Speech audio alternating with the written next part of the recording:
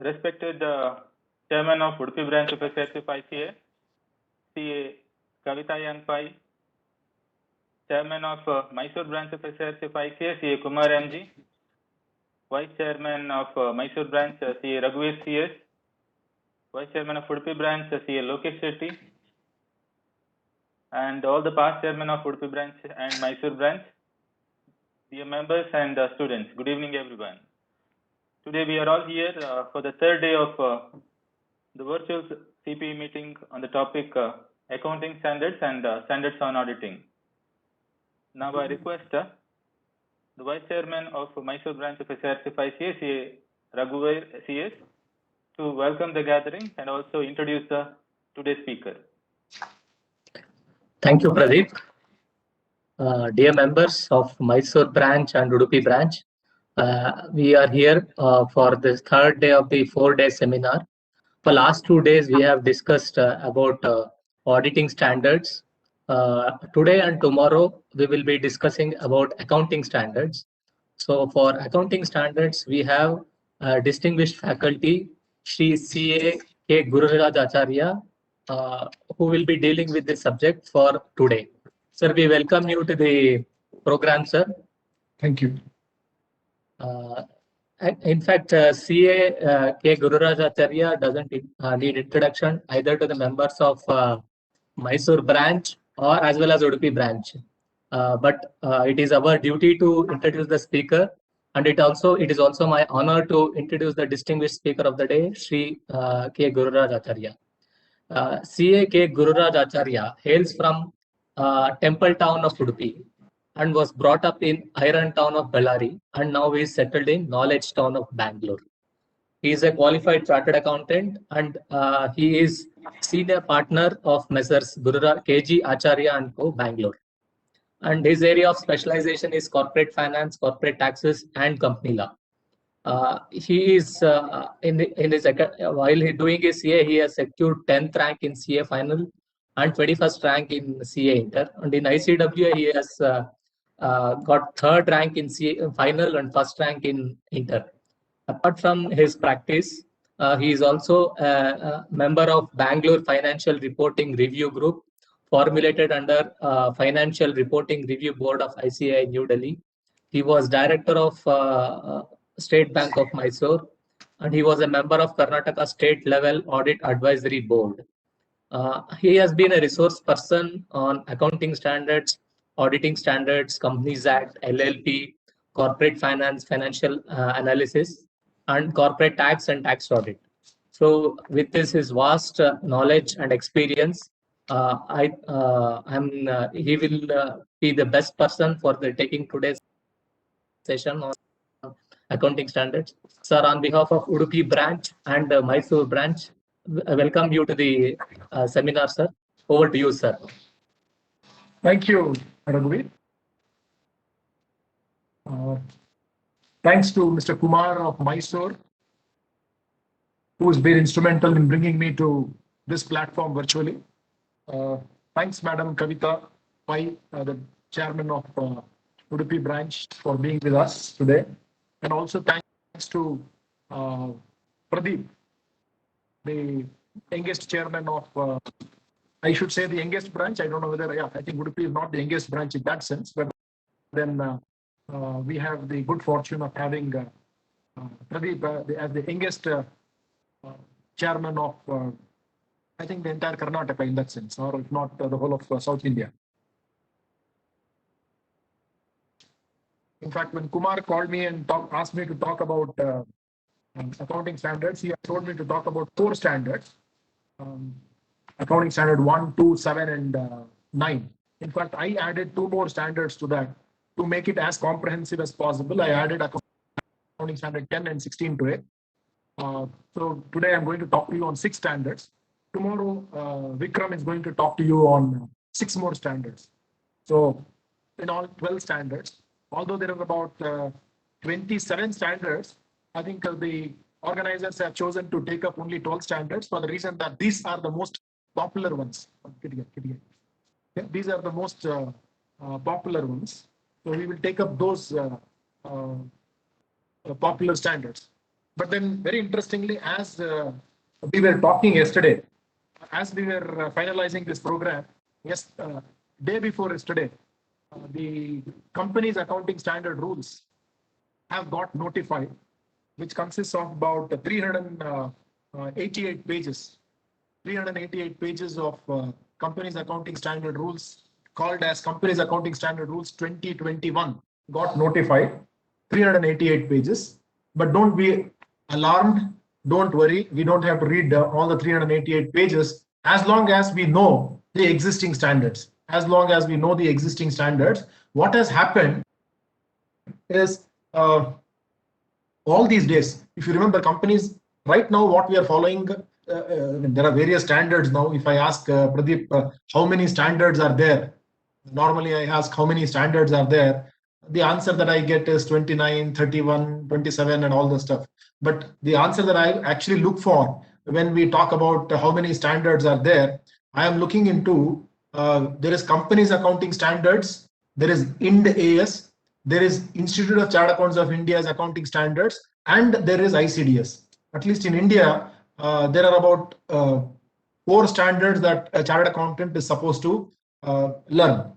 Now, all these days, who has to follow? I mean, for corporates, it is we have 2 standards. Depending on what type of a company you are, you have to either follow the company's accounting standard rules, or you have to follow the. Why don't you shift the focus on me, Pradeep? Shift the focus on me. I think it is on Raghavir. And I am able to see Raghavir so that you can see my gestures. That's what I am saying. Okay. For companies, there are about 2 standards. One is the company's accounting standards. The other one is the IND AS, Indian accounting standards. As far as IND AS is concerned, only class companies have to follow. Who are the class companies? Those companies whose net worth, who are listed, who are in the process of listing, or whose net worth is more than 250 crores have to follow IND AS. Not only those companies, but also all their bogies. When I call them as bogies, because if there are associates, joint ventures, subsidiaries, including the holding company of such a company, should follow IND AS. Should follow IND AS. For all other companies, what they have to follow is accounting standards, company accounting standard rules. What has been prescribed through the company's accounting standard rules has to be followed. Now, so for the companies, depending on what type, you have to follow any one of them. If you are not a company, then you have to follow the accounting standards prescribed by the Institute of Chartered Accountants of India. So this must, so therefore we chartered accountants have to be familiar with the 3 standards. One is IND AS, one is companies accounting standard rules, and one is the Institute of Chartered Accountants of India's accounting standard. Simultaneously, when we have to prepare for income tax, we have to follow an altogether different standard called the Income Computation and Disclosure Standards, called in short as the ICDS. Who has to follow ICDS? Any person having business income or income from other sources and following accrual system of accounting must follow ICDS. So in short, who does not have to follow in ICDS? If you are following cash system of accounting, you are not liable to follow ICDS. Similarly, if you don't have business income or income from other sources, you don't have to comply with ICDS.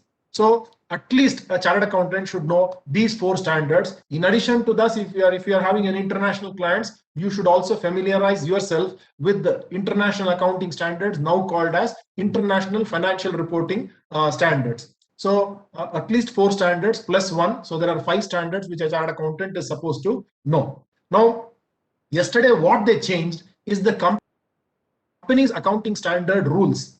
For the companies who are not a class company, must follow those standards prescribed by company's accounting standard rules.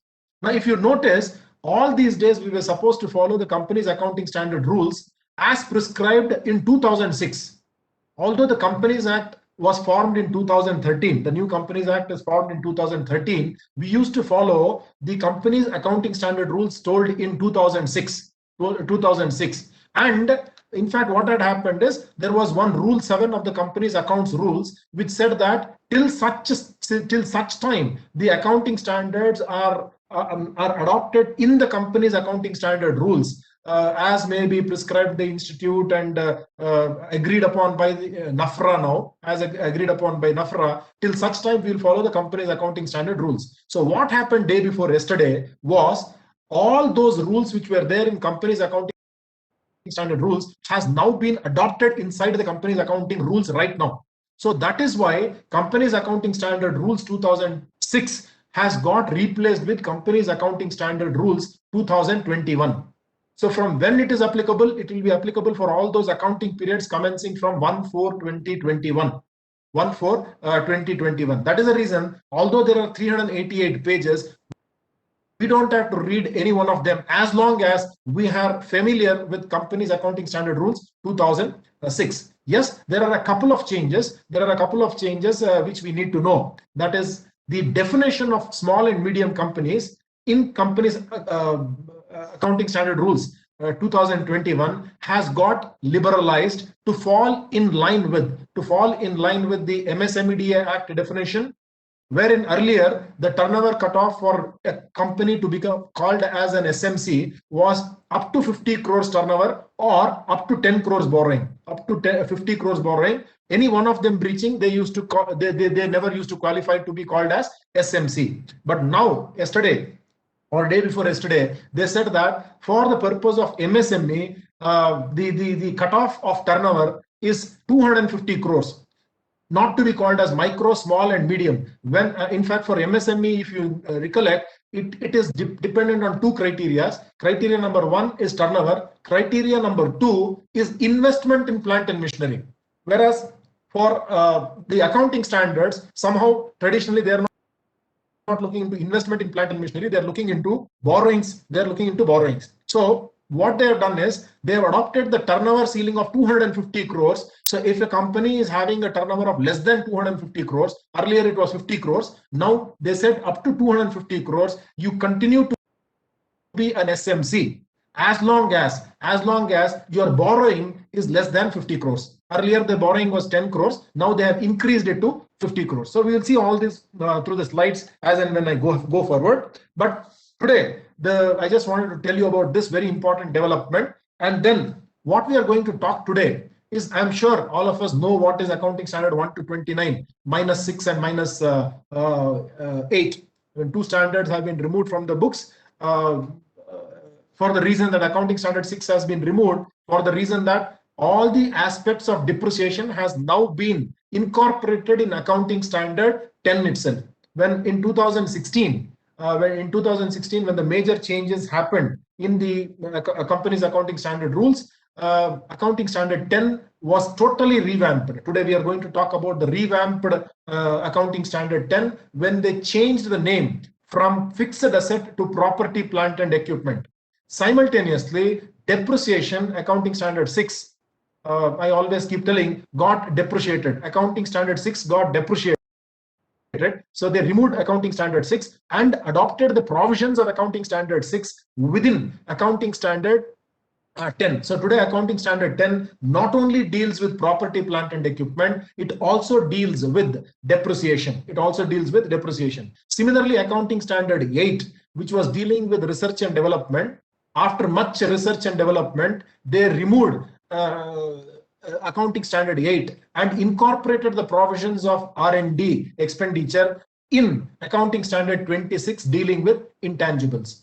So I'm sure all of us know what is accounting standard 1 to 29. But then what are we going to talk about today? I'm going to talk about 6 standards, which are, I'm not going to talk about the basics of the standards, although I may touch upon a few, but then we are going to concentrate on what are the issues arising out of accounting standards. And we are also going to find out what are the common mistakes that people generally commit when they have to follow the correct accounting standards. We will also look into what is the difference between these 6 accounting standards. In fact, the 6 accounting standards that I will be dealing with, there are about 10 ICDS. There are about 10 ICDS, And for all the 6 accounting standards that I will be dealing with today, there are equivalent ICDSs also. So I will be comparing the existing accounting standard. How does it differentiate, or how does it differ from the ICDS provision is what we are going to see. And time permitting, I will also show you a template of how the disclosure of accounting policies with respect to all the standards have to be made. So that is the menu for the day. And as far as all the participants are concerned, I would request this session to be as lively, as interactive as possible. I know in a virtual session like this, interaction to a great extent is not possible. What I request all of you is to post your questions in the chat box, so that I have been assured by Pradeep that he will be there on screen with me throughout the next 2 hours 45 minutes to ask the questions as posted in the Q&A box. Pradeep, what I will do is every half an hour I will come to a question station and ask you to read out those questions in the chat box. So we will discuss and debate on the questions that have been posted in the Q&A box. I request all of you to post as many questions that come across, not only with respect to accounting standards, it could be related to ICDS or any accounting issue, or the tax aspect of the accounting issue. So we can discuss all of them in the next in this particular session. So let me now go on, put up my presentation. Yeah, Pradeep, you are able to see the presentation, Pradeep? Yes, sir. Yeah, this is the, I think, 4 days menu card. I am on day 3 dealing with the accounting standard. I mean, what they have done is they did not give it sequentially. In fact, yeah, I was originally asked to talk on 9, 10, 7, and 16. I added 1 and 2. It is a sort of buy 4, get 2 free. I think in that sense, added 2 more topics, which I felt was also very relevant. The reason being, accounting standard 1, that is disclosure and accounting policy, is the mother of all standards, because all the standards, whether you have followed properly or not, is known only when you are disclosing the accounting policies of that particular standards properly. So that is a template which I'm going to show at the end of the session. So disclosure and accounting policy is a very important standard. So therefore, I took upon myself that I will be talking about these two. This particular standard. And valuation of inventories is one thing where if the valuation is wrong, then the entire financial statement will take a different shape altogether. So that is why these 2 standards, I said I'm going to talk in today's session. So we are going to, and disclosure of accounting policy is nothing but the various standards, the various accounting policies, whatever you have followed with respect to various accounting issues, how did you follow? And the proper disclosure of that in a particular place is what is told in accounting standard 1. Accounting standard 2, valuation of inventories. It deals what are inventories and how do you value that. Accounting standard 7, construction contracts. Let us be very clear. Only those construction where there are contracts will have to apply AS7. If I'm only constructing on my own, and selling it without a contract, I'm just going to register the property belongs to me, I'm constructing, I'm a real estate developer, I develop it and sell it, then accounting standard 9 comes into play. Accounting standard 7 comes into play only if there are construction plus contracts. So the word to be highlighted there is contract. A construction which is carried out pursuant to a contract is a construction contract, and that is where accounting standard 7 comes into play. And accounting standard 9 is with respect to revenue recognition, the most popular ones. How do I recognize my revenue in my income and expenditure account? Accounting standard 10, property, plant and equipment. Property, plant and equipment, originally called as fixed asset, with effect from 1/4/2016 for corporates and with effect from 1/4/2017 for non-corporates. The name of the standard got changed from fixed asset to property, plant and equipment, and what was a very small standard became a very elaborate standard consisting of 91 paragraphs,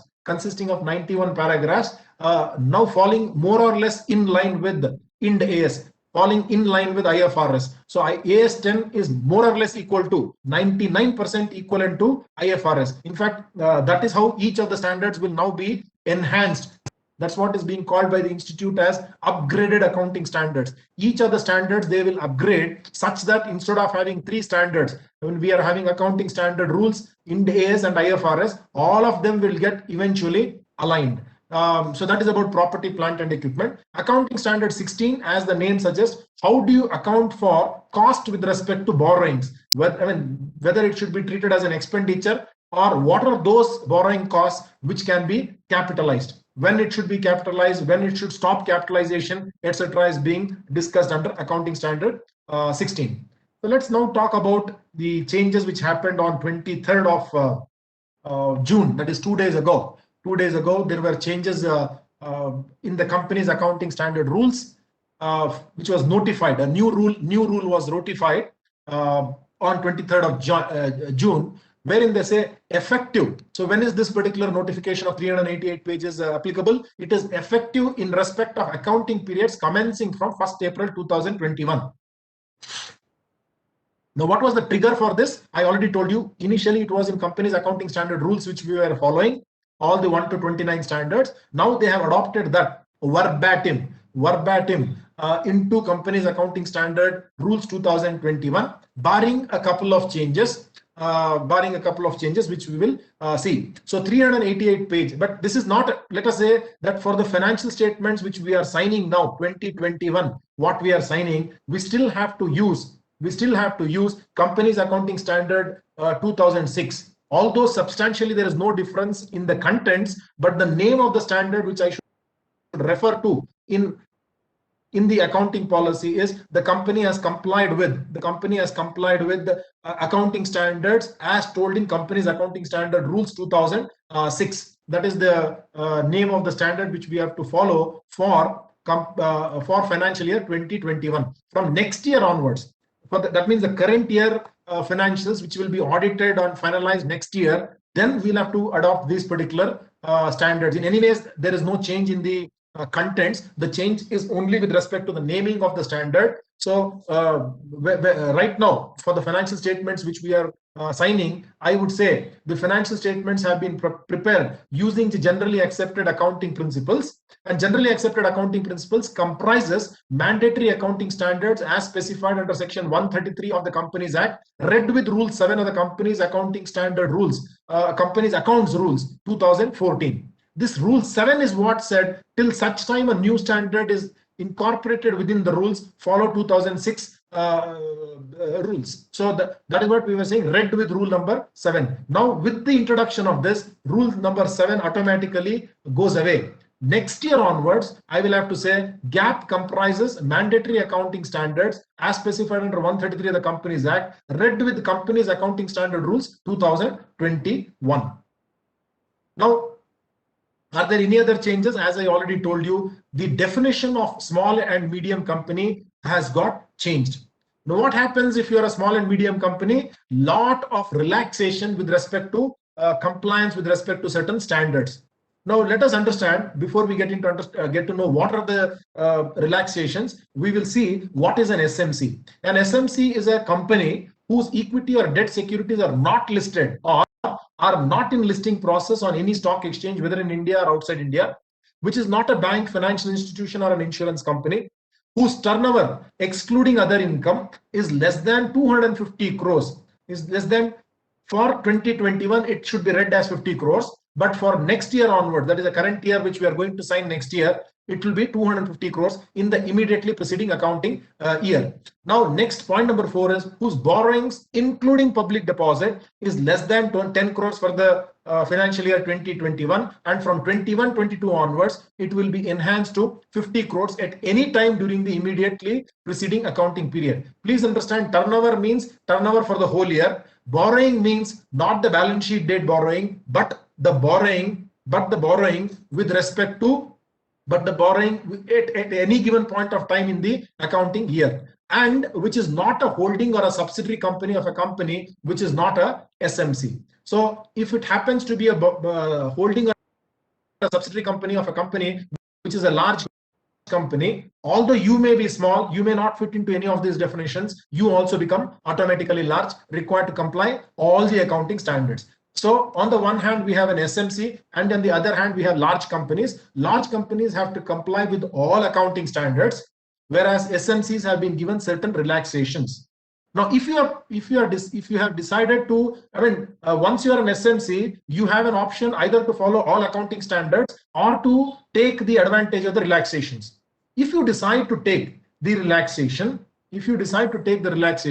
then in the notes to accounts, you will have to use these words to say that the company is an SMC as defined in the general instruction in respect of accounting standards specified under 133 of the Companies Act 2013, read with Rule 7 of the Companies Accounts Rules 2014.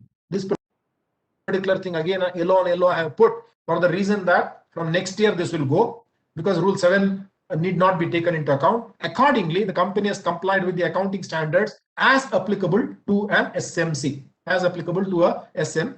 So this is the statement that I have to write in the notes if I have decided to adopt the relaxations. Now, next point we have to see is what are all those relaxations to an SMC? What are all those relaxations available to an SMC?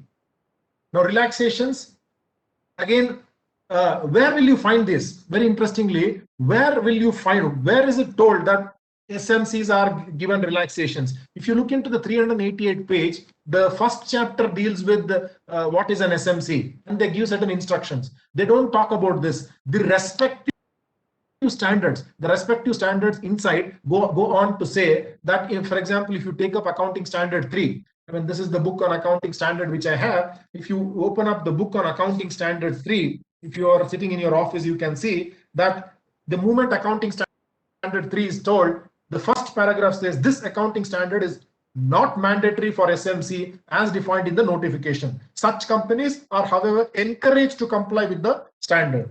So it is told in the respective standard or in the respective paragraphs of those particular standards that a particular standard is not at all applicable, or a particular paragraph in the standard is not applicable. So that is how the relaxations are made available to SMCs. So are there any standards which are not at all applicable to SMCs? The answer is yes. In entirety, a small and medium company need not prepare a cash flow statement. It need not prepare a segment reporting. So only these two standards in entirety it is not applicable. When it comes to other standards, accounting standards have to be complied with. However, there are certain relaxations. Now, with respect to accounting standard 15, employee benefit, there are certain relaxations which I am not touching today. I will not get into the details of employee benefits because Vikram will handle that particular standard tomorrow. Accounting standard 19, I think that this is also being discussed by Vikram. So it's certain disclosure requirements applicable to lessors and lessees will be relaxed. And then earning per share, I think nobody is dealing with that. So let me tell you, earning per share, in earning per share, you have to disclose both basic earning per share and diluted earning per share. As far as SMC is concerned, diluted earning per share need not be disclosed on the face of, need not be presented. Accounting standard 28, impairment of assets. What is an impairment of an asset? If the carrying value of the asset means the book value of the asset, we can say. If the book value of the asset is higher as compared to its net realizable value, then you will have to bring down the book value to its net realizable value. The question that comes out is, what is the net realizable value? Net realizable value is the higher of value in use, because a property, plant and equipment is not meant for sale, but it is meant for use. What if I use that asset? How much am I going to get? Or if I'm going to sell it, how much I'm going to get? The higher of the two will be considered as the net realizable value. So what I do is I will find out value in use. If I'm using a particular asset, how much benefit I'm going to get over a period of, let us say, the useful life of the asset. And I try to bring it down to its present value, net present value. I will have to use discounting and work out backwards to find out what is the net selling, what is the value in use. I compare it to the selling price today. Whichever is higher becomes the net realizable value. If the net realizable value, let us say, is a case of 1 crore, but in the books I'm carrying the asset at 1 crore 50 lakhs, then 50 lakhs extra what I'm carrying in the books of accounts is called impairment.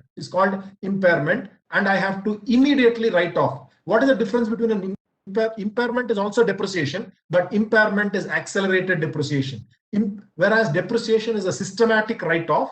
I mean, over the period of the usage of the asset, I write off the value of the asset systematically. But unsystematic or a one-time drop, for various reasons the value of the asset could have dropped, they use in the standard. It could be on account of external reasons or internal reasons, where whatever the reason, the drop in the value of the asset that gets captured, that has to be captured, is called impairment of assets. So should AS 28 be applied for SMCs? The answer is yes. Are there any relaxations? Yes, there are certain relaxations. SMC allowed to measure value in use based on a reasonable estimate instead of computing by present value techniques. In a small company, it will be very difficult to find out in the next 5 years what are all the things and bringing it to its present value. I will have to only make an estimate, a reasonable estimate, instead of doing a detailed computation. So to that extent, there has been a relaxation. Accounting Standard 29, which Mr. Vikram is going to deal with tomorrow, disclosures relating to provisions are given a relaxation. Now, anyway, Accounting Standard 21 dealing with consolidated financial statement, Accounting Standard 23 dealing with accounting for investments in associates when you are preparing a consolidated financial statement, Accounting Standard 27 dealing with joint ventures, and Accounting Standard 25 dealing with interim financial reportings will not be required to, an SMC need not get, normally does not prepare this, but it says if at all you are preparing this, you must comply with the requirements of the standard. So this is about the requirement. Now from the companies, we will move to the non-companies. I told you it has to be followed by non-companies. The accounting should a non-company or a non-corporate follow accounting standards? The answer is yes. Which standard? ICAI. What happens if they don't follow? To the non-company, there is no penalty, because our institute cannot go and levy a penalty on the partnership firm or a cooperative society, or for that matter, LLP. But if the chartered accountant, if the books of such a non-company is going to be audited by a chartered accountant, then he has to ensure that the accounting standards of the institute is complied with in totality. If not, he has to qualify the financial statements. He has to qualify that particular financial statement in his audit report. So indirectly, there is a pressure on the non-corporates to comply with the institute's chartered accountants when they were non-corporate entities. Are there anything like the for SMCs, for companies we had SMCs, for non-companies we don't have something called an SMC, we have levels. In fact, instead of large and SMC, here for companies it is only two categories, large and SMC. Whereas in the case of a non-corporate, it used to be originally 3 levels, level 1, level 2, level 3. Now it has become 4 levels. From what date? From 1/4/2020 itself. From 1/4/2020 itself. In fact, what is the reason for them to split it into 4 levels? It is because if you look into micro, small and medium enterprises, there is a micro, there is a small, there is a medium, and there is a large. So under the MSME Act, you have 4 categories. Okay, so whatever is not MSME is large, that they have not told here, but therefore whatever is large is equivalent to level 1. Whatever is micro, whatever is medium is equivalent to level 2. Whatever is small is equivalent to level 3. Whatever is micro is called as level 4. Although when it comes to MSMED Act, the earlier up to 30th of June 2020, it used to be based on only investment in plant and machinery, with effect from 1/7/2020, exactly 1 year ago, more or less 1 year ago, they had changed the definition of MSME using a revised criteria, which is applicable not only for manufacturing but also services. Same criteria. Earlier, the criteria were different for manufacturing and services, both based on investment in plant and machinery. Now, from 1/7/2020, they changed the criteria not only from plant and machinery but also considering the turnovers. So if the investment in the plant and machinery is less than 1 crore and their turnover is less than 5 crores, Any one of them breaching, it goes to the next level. Any one of them going above, let us say for a micro industry, the investment in plant and machinery is 75 lakhs, turnover is 4 crores, then it is micro. Investment in plant and machinery is 70 lakhs, the turnover is about 6 crores, then it becomes a small, because both the conditions have to be complied with to remain at that level. If it reaches any one of them, it goes to the subsequent, depending on if they, let us say an investment is 70 lakhs, but their turnover is 60 crores, then it becomes a medium industry. So it is like that, 1 crore and 5 crores. Small ke liye it is 10 crores and 50 crores. Medium ke liye it is 50 crores and 250 crores of turnover. So what is the basis for this particular value as per the Income Tax Act? In fact, the moment you file a application with the concerned ministry, they automatically pick it up from they make a comparison with the return on value as filed with the under that particular PAN with the income tax department. So the change, the plant and machinery is based on the return on value as per the Income Tax Act. As far as the turnover is concerned, yes, whatever turnover is shown in the financial statement, excluding export turnovers. Excluding export turnover. There has been similarly a change in the definition of small companies, which I will not deal now. Because of this particular change in the criteria, our institute felt that we also have to change. Accounting Standards Board of the institute felt, in fact, our institute, I should congratulate the Accounting Standard Board. I'm so happy. I'm told by Kumar that tomorrow the chairman of the Accounting Standards Board, Mr. M.P. Vijay Kumar, is going to address all of you. He was instrumental, and he and his team were instrumental in coming out with a change, reacting to the change which has happened in the definition of MSME. Maybe based on our changes, the Ministry of Corporate Affairs went on to change the definition of small and medium companies, as we just now saw. Now, Institute of Chartered Accountants of India has revised the criteria for classification of non-corporate entities for applicability. As I already told you earlier, the classification of the non-corporate entities were of 3 types: level 1, level 2, level 3.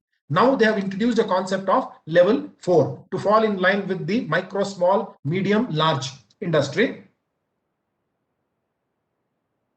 Purpose of turnover borrowing is 50 crores. Now, if you see this particular level, this is exactly what the non-corp, this particular 250 and 50, whatever is told here, it is again matching with all this 250, 50. So instead of plant and machinery for MSME, the criteria is actually borrowings. So 250 crores and 50 crores.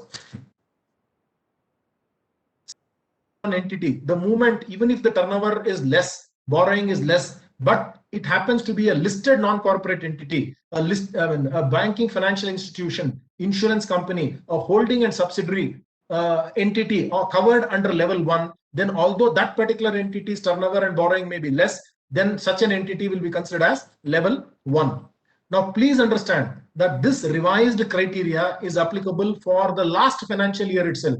If you are looking into the non-corporates, for corporates, the revised criteria as told here is applicable from the current year, which you are going to audit next year. But for the non-corporates, this revised criteria is applicable already from 1/4/2020. In fact, although the revised criteria for MSMEs is applicable from 1/7/2020, our institute has gone 3 months ahead of, 3 months before that, and come out with the criteria. So for the financial statements which we are signing now for the last year, please use this criteria for consideration of which accounting standard applies to the particular non-corporate entity. So for level 2, the turnover is 50 to 250 crores. Earlier it used to be 1 to 50. Borrowings of 10 to 50. Earlier it used to be 1 to 10. Then holding and subsidiary covered under level 2.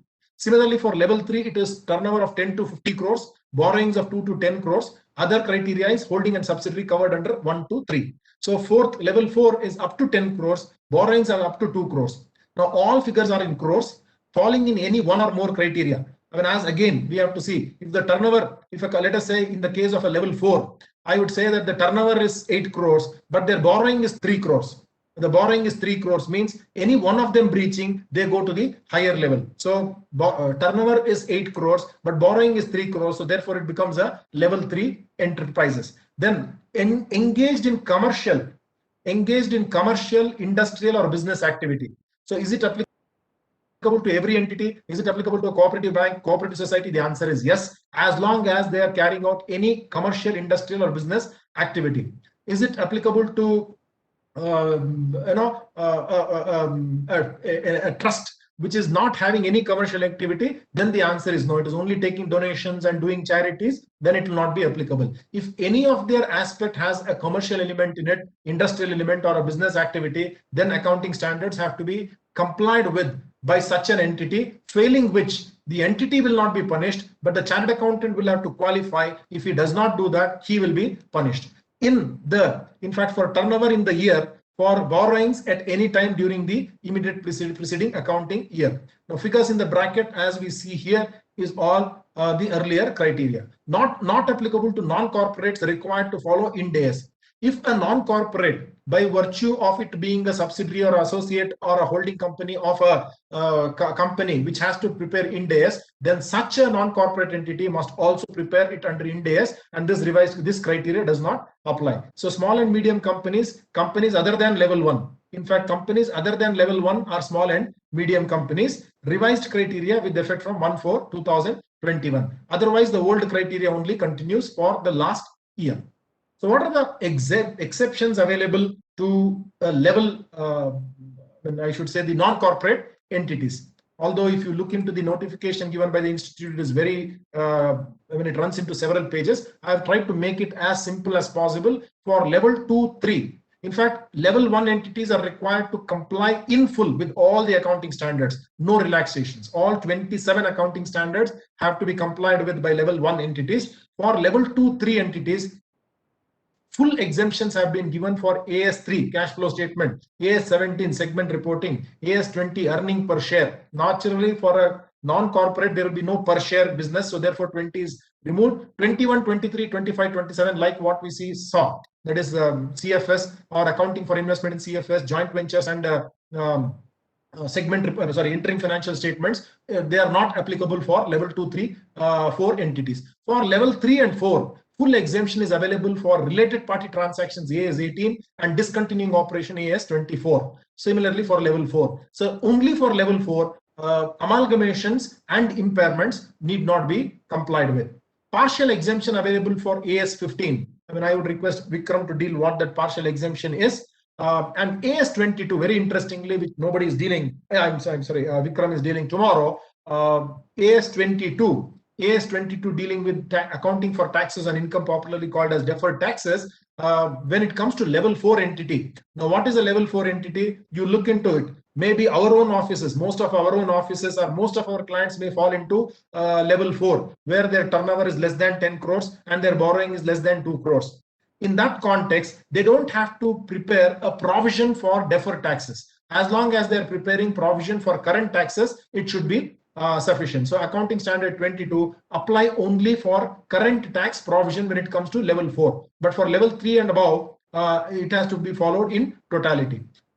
There are certain disclosure relaxations when it comes to AS19 leases and AS29 provisions for level 2, 3, 4, and only for level 3 and 4, accounting standard 10 and 11, there are certain disclosure relaxations. Since of all the standards I will be dealing with 10, I have told you what is the particular relaxation available for accounting standard 10. Accounting standard 10, all of us know that it is dealing with property, plant, and equipment. What is a disclosure? How do you account for property, plant, and equipment? When do you recognize it? When do you de-recognize it? What is the opening gross block? What is the accumulated depreciation? What is the depreciation for the year? What is the closing return on value? What are the items which have got capitalized during the year? All these columns, like in the case of a company, should also be told even in the case of a non-company by virtue of accounting standard 10.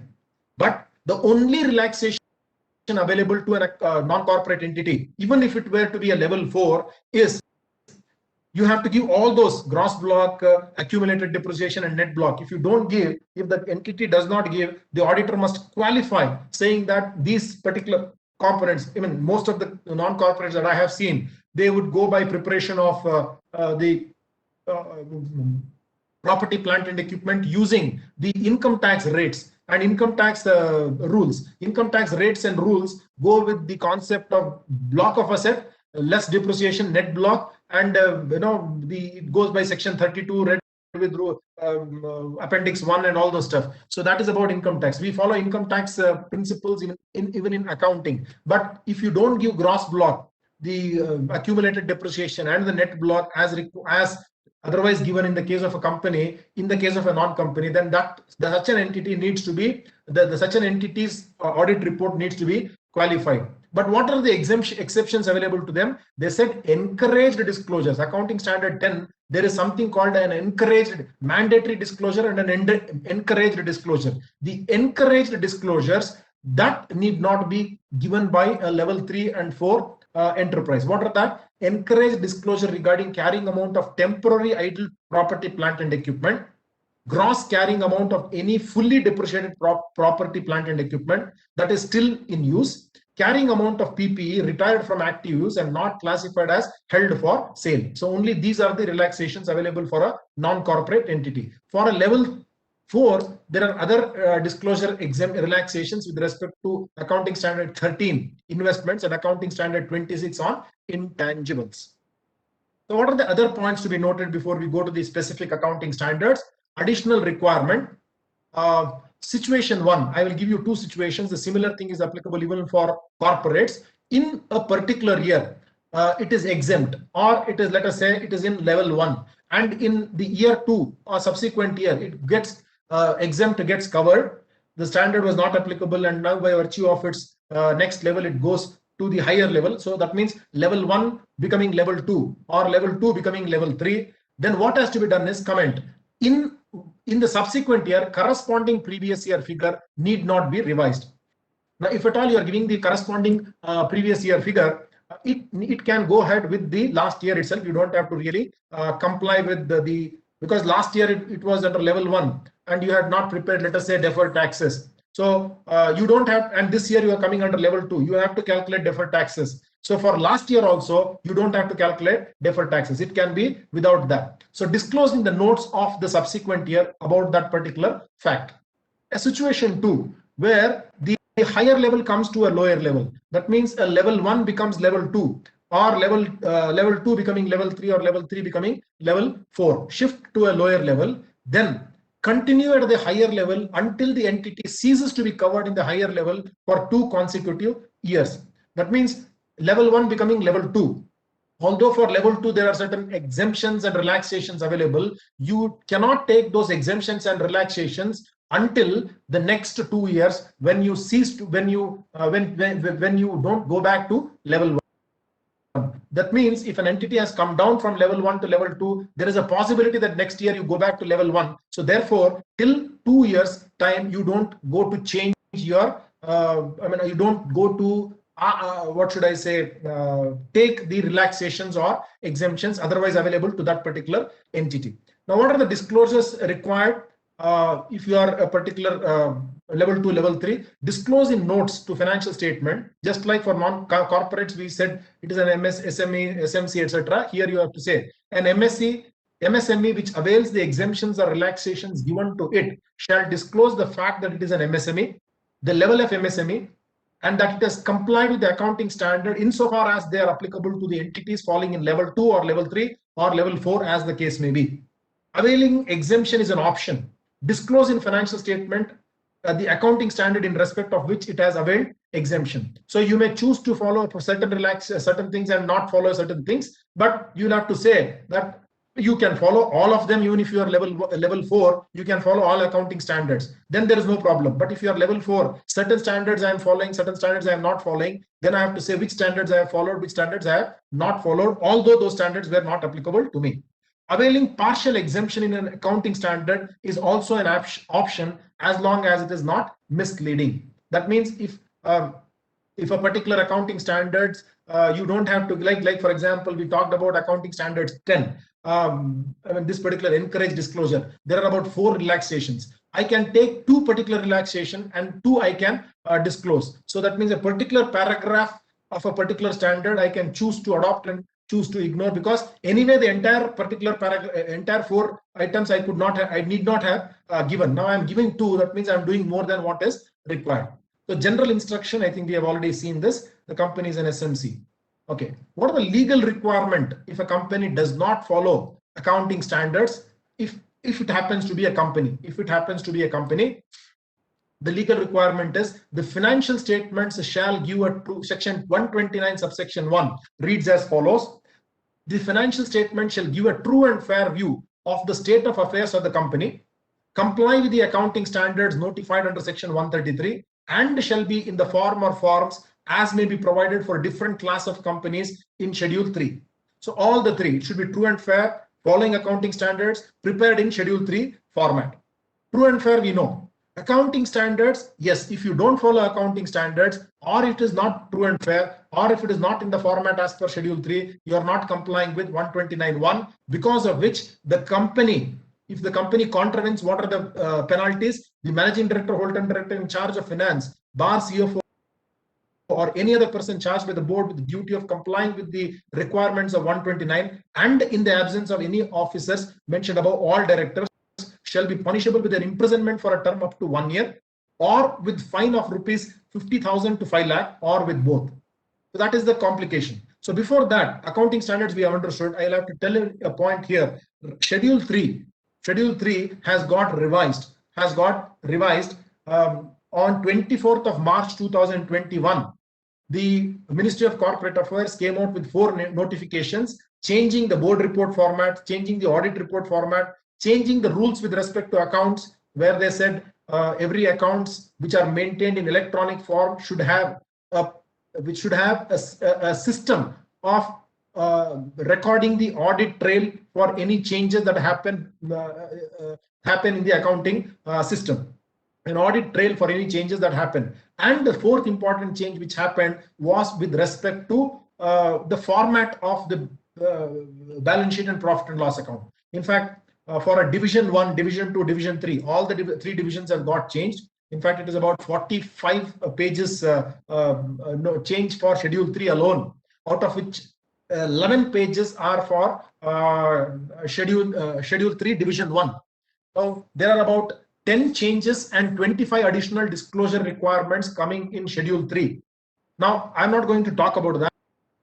All that I want to tell you is, although it came in from 24th of March saying that it is with effect from 1/4/2021, there was a big confusion. Now finally we resolved to understand that with effect from 1/4/21 means not for financial statements signed after 1/4/21, but for financial statements commencing from 1/4/21. So like in the case of this particular change in definition of SMC, also like in CARO, which is applicable, the new CARO 2020, which is applicable for financial year 2021. I mean, sorry, 21-22. It is applicable for financial statements commencing from 1/4/21. All this will be applicable for the financial year of the current year, which will be signed next year. So revised schedule 3 will be applicable from next year. But please understand, there are already videos available on my lecture on the YouTube. You can go and read, or anybody else's session, or please read on yourself. It is important for you to understand right away, because there are certain implications arising out of this particular change which needs to be known right now. Because if those actions are not right, then your next year reports will definitely not be looking good. For example, one of the changes that they have told in schedule 3, which is also there in CARO 2020, is to say the quarterly information system which is given to the banks. Every company which borrows more than 5 crores from the banks have to give quarterly financial statements to the bank. Now that in the schedule 3 revised, as well as in CARO 2020, they've asked whether the information which is given to the banks on quarterly system is in agreement with the books of accounts. If it is done on quarterly basis. Although we don't prepare quarterly financial statements, maybe for the auditors and for the company, it becomes important that on 30th June, whatever they are giving as quarterly information system or financial follow-up reports, it's called by different names in different banks, but in the company law, they're calling it as quarterly information system. Whatever is given to the banks should be derived out of the financial statements as on that particular date. That should be given from that. Suppose they hike or make a mischief and change it and give, the company itself has to disclose in Schedule 3 what are the material deviations from what is given to the bank and what is there in the books of accounts. Now, subsequently, let us say 30th June, they gave some books of accounts and they inflated the stocks, and on 1st of July, they made some changes. Then this particular, for any change that is subsequently done, there should be an audit trail. So through the audit trail, somebody will come to know what is the mischief played. So that is how they have tried to put the controls: Schedule 3 disclosure, audit trail for changes in accounts, and the auditor commenting on whether there is an audit trail in the audit report, and the auditor also commenting in CARO 2020 about this particular change. All of them will actually bring in better systems. So we'll have to see that and tell the clients that please give the quarterly information system from the books of accounts itself, and not from normally they work out backwards. Whatever is the drawing power required to suit that, they try to show that much stocks and receivables, and finally in the books there will be some stocks and receivables, whereas what is given in the quarterly information system is something different. So please warn the clients that all of them will be sort of noticed and will otherwise also will have to be reported by the auditor.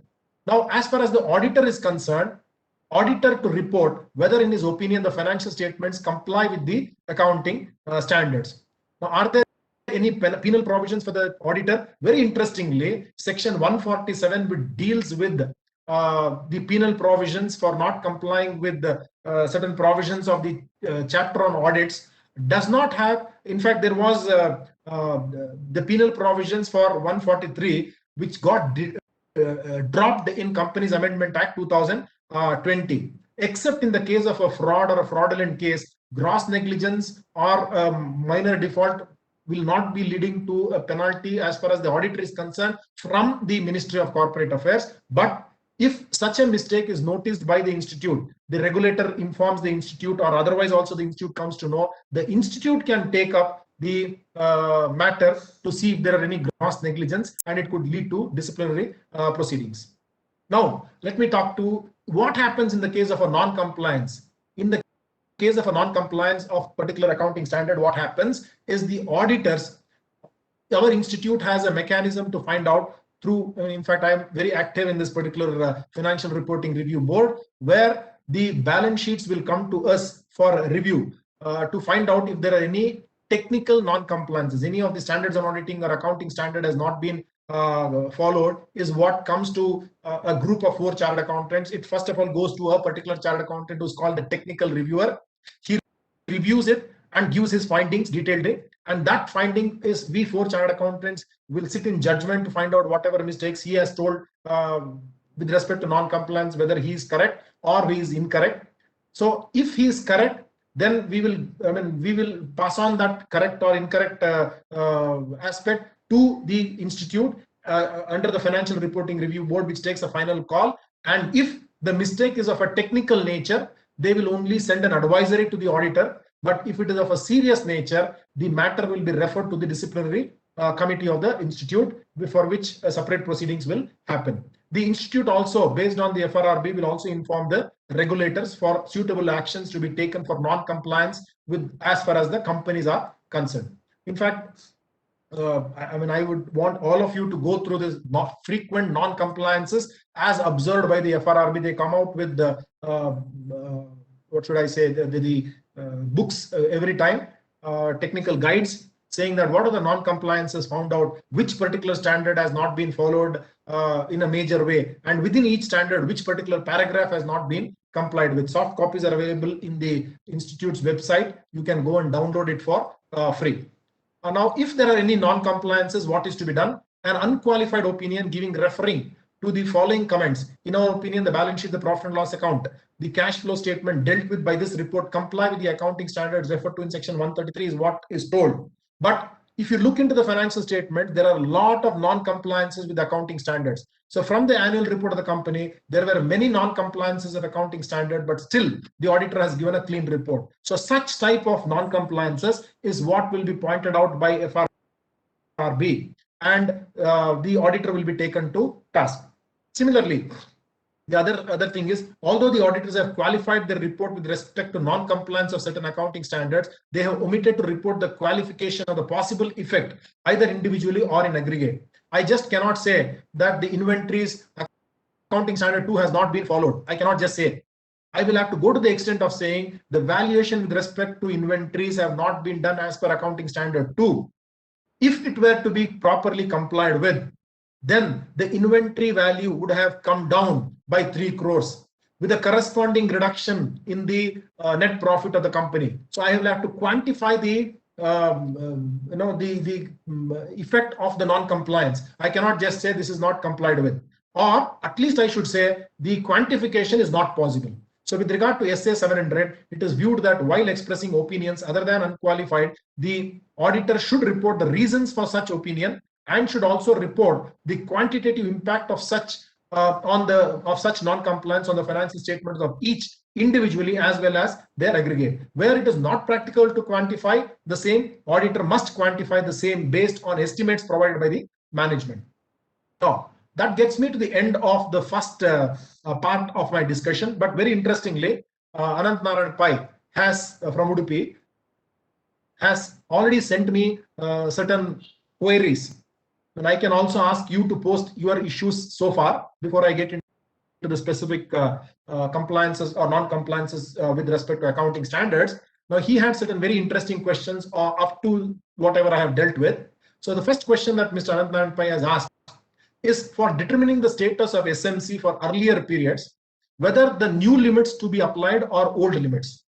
Now, we saw this particular situation where an entity which moves from a higher level to a lower level for 2 years, I have to continue. Now, he has given me the example of if a company's turnover is consistently 60 crores. No, its borrowing is well within that. There's no problem. It is continuously within 60 crores. Now, if you see here, the turnover was 50 crores earlier. Now it has moved to 250 crores. In the last 3 years, continuously it is 60 crores. So do I consider that the old limit of 50 crores only for the purpose of saying that I have scaled up? Or should I go in for 250 and say that continuously it was less than 250 crores? So therefore, I don't have to. I can shift to a lower level. When the answer for that I don't have, in terms of what should I say, authoritative answer I don't have for that. But whenever such a situation comes to us, whenever there is a doubt, we always say follow the stringent practice. So you say that 50 crores only was the limit for the last 2 years. So therefore, you continue with the old limit itself rather than think of 250 crores as the limit. So that is how I would do in my office in such a situation is, when in doubt, comply at the comply the best case, comply the most stringent of the provision. Now, the next point that he has asked is whether the audit report to be issued to general purpose and or tax audit, to be issued to individuals, HUF, AOP, etc., to be modified in the following cases. Entity followed ICDS while preparing the financial statements and not ICAI accounting standards. So we have to be very clear.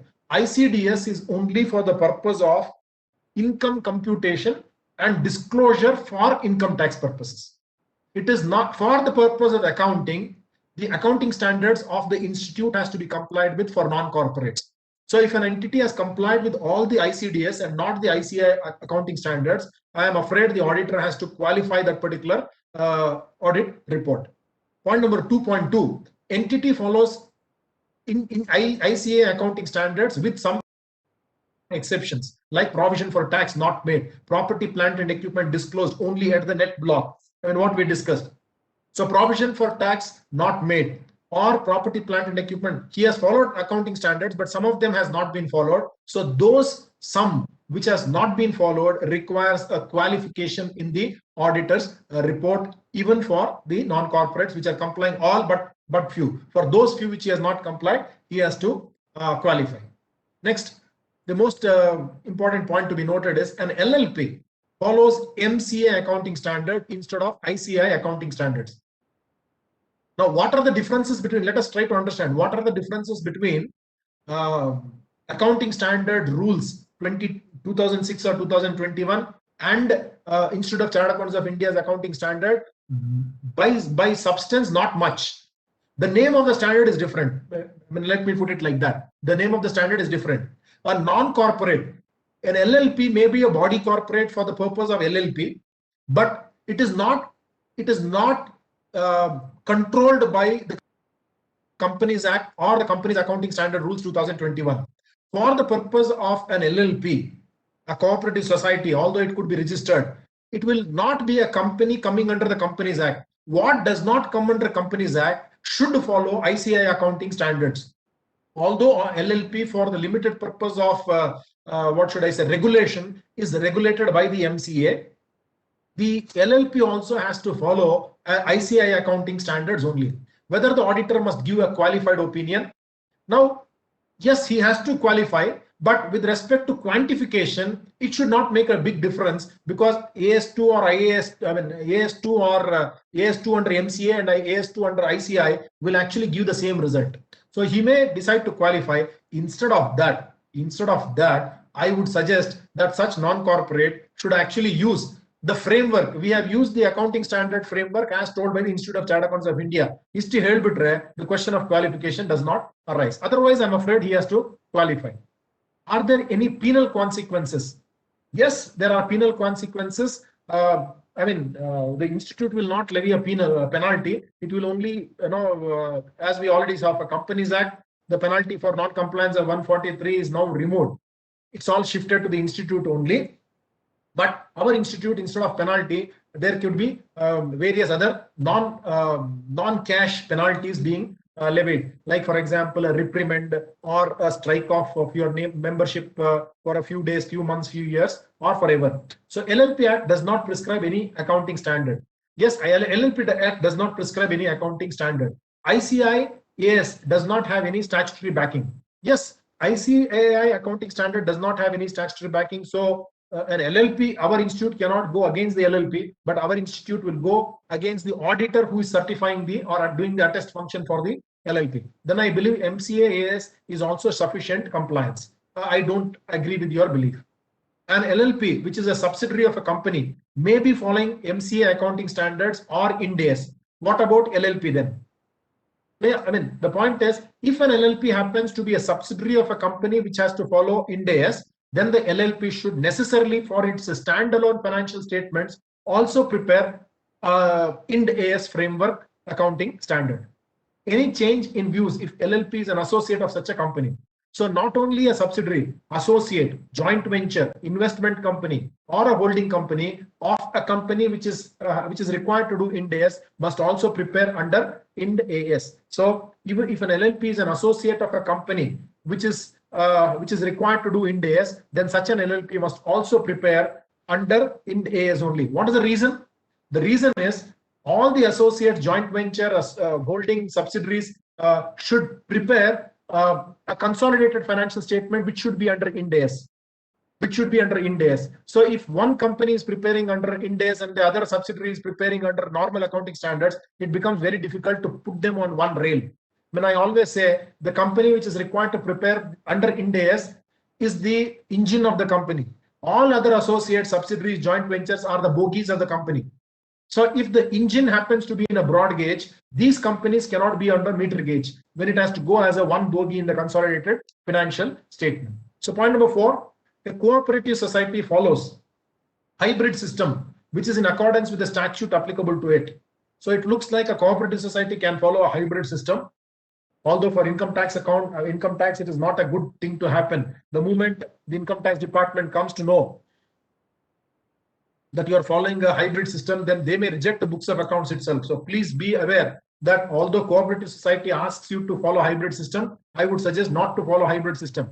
But what happens is, we have seen in the case of banks, interest is levied on time basis. All expenses are accrued on time. Accrued as and when they accrue. But when it comes to, let us say, locker rental, or for that matter, some particular income is recognized on cash basis. When it is wrong to say cash basis, I mean, I would suggest in all such cases to say that I will recognize the income as and when I am very certain that that particular payment will be received, which happens when he actually pays.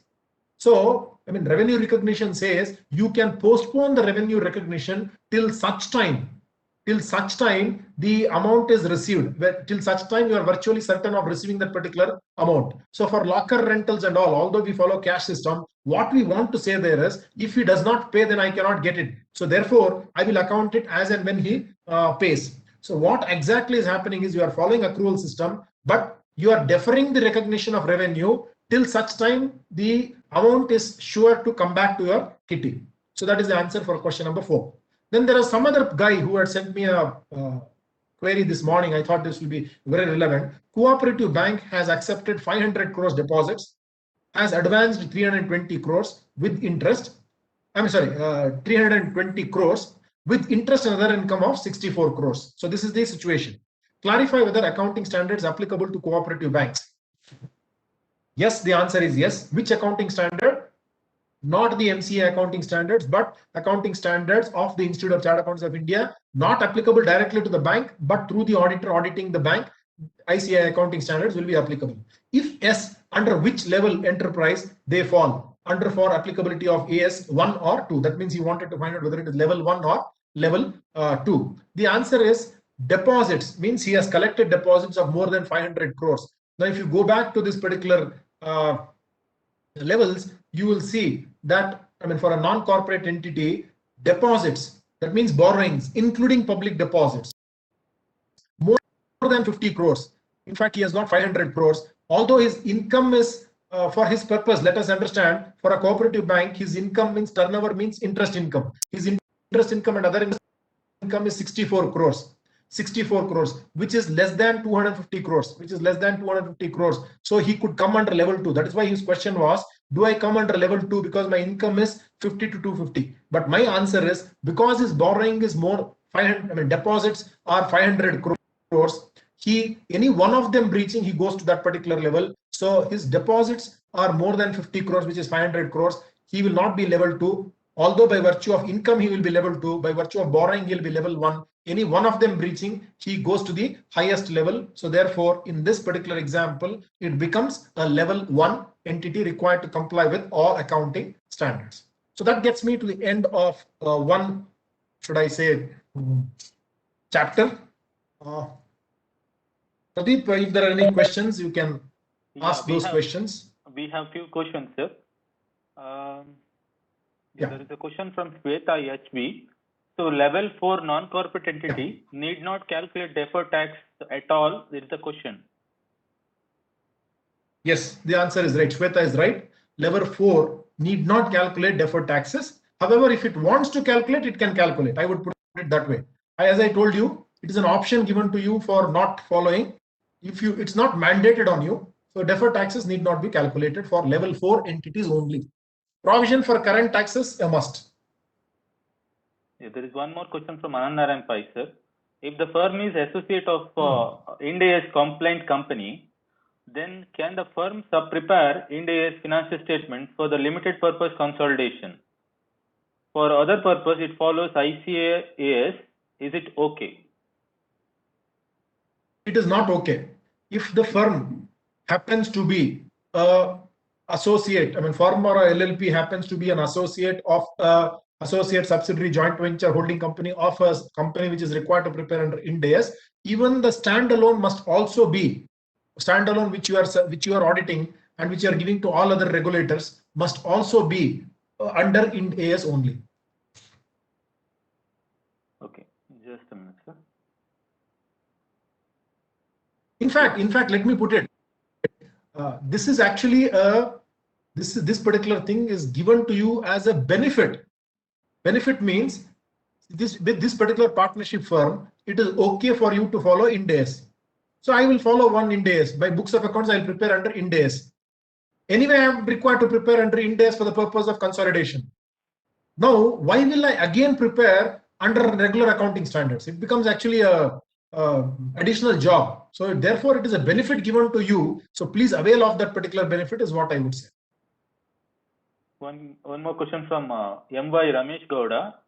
Dear sir, under any standard, can we comment on no investment policy, or if there is one which is no commensurate with the volume of cash and cash equivalent on hand? In our view, if the company has not properly utilized the surplus funds, how to qualify? I didn't get the question. What is it again? Can you repeat? Yeah. Can we comment on this sentence, sir? No investment policy, or if there is one which is not commensurate with the volume of cash and cash equivalent on hand. It is relating to cash in hand and cash equivalent on hand. In our view, if the company has not properly utilized the surplus funds, he is asking about maybe major cash and cash equivalent is there in the financial statement, and whether they can. If that is not properly utilized, whether they can qualify. No. See, auditor cannot step into the shoes of a businessman, just like an income tax officer cannot step into the shoes of a businessman. An auditor, I go with whether it is properly accounted. I am not a consultant for the members or people who have appointed me. It is for them to look into whether the financial analysis is proper, the financial management of the company is proper. Only thing is, if it is, let us say, cash in hand, I cannot call it as cash at bank. In that context, it is wrong. But then whether it is actually not a cash and cash equivalent, but I'm putting it under cash and cash equivalent. Those are things which I have to see. If the cash and cash equivalent is, let us say, if the company is holding 10 crore cash, I cannot go to question to find out why did you hold 10 crores cash. It could have been, you could have better utilized it by putting it in some mutual funds and things like that. I am not a consultant to the people who have appointed me. I am only telling what is true and fair reflection of the transactions that have happened in the company, not beyond that. There are a few questions from Sabarish and CK. The standards that only mandate disclosure, does a company have a freedom to account for the transactions in which it likes? The answer is no. The freedom is only with respect to disclosures and not with respect to, see, I always say a particular accounting standard has got 4 aspects: recognition, measurement, presentation, and disclosure. Now let me analyze each one of them. What is recognition? That means in the books of accounts, should I pass a journal entry for that? If I pass a journal entry, A account to, let us say, how do I account for purchases to sales or whatever, purchases to, if I purchase something from Mr. Pradeep, I'll say purchases to Pradeep. So that is a recognition. Now, measurement means how much should I take it as its value? How much should I take it as its value? That is the measurement. What is the presentation? Presentation means where should it be shown in the financial statement? Should it be shown in the balance sheet, on the face of the balance sheet, or in the notes, or any other additional place? Disclosure. Disclosure means something related to that particular aspect. Where will you disclose it in the financial statement? Now, presentation and disclosure is a matter of financial statement. Recognition and measurement is a matter which comes into the books of accounts. Now, the fundamental difference between presentation and disclosure is when it comes to presentation, if I say that EPS should be presented on the face of the profit and loss account, means it should be shown on the profit and loss account. Then I say that earning per share numerator and denominator has to be disclosed, means I can disclose either on the face of the balance sheet, profit and loss account, or anywhere else. So anything which is told to be disclosed, I have a liberty to show wherever I want. Although all of the disclosure should be at one place. That is what is told in Accounting Standard 1. But when it comes to presentation, presentation is sacrosanct. I cannot change the place of that particular item in the financial statement. Now, coming to this question of Mr. Sabarish, is that when I have a liberty of not showing the disclosure, do I have the liberty of recognition, measurement, and presentation? The answer is no.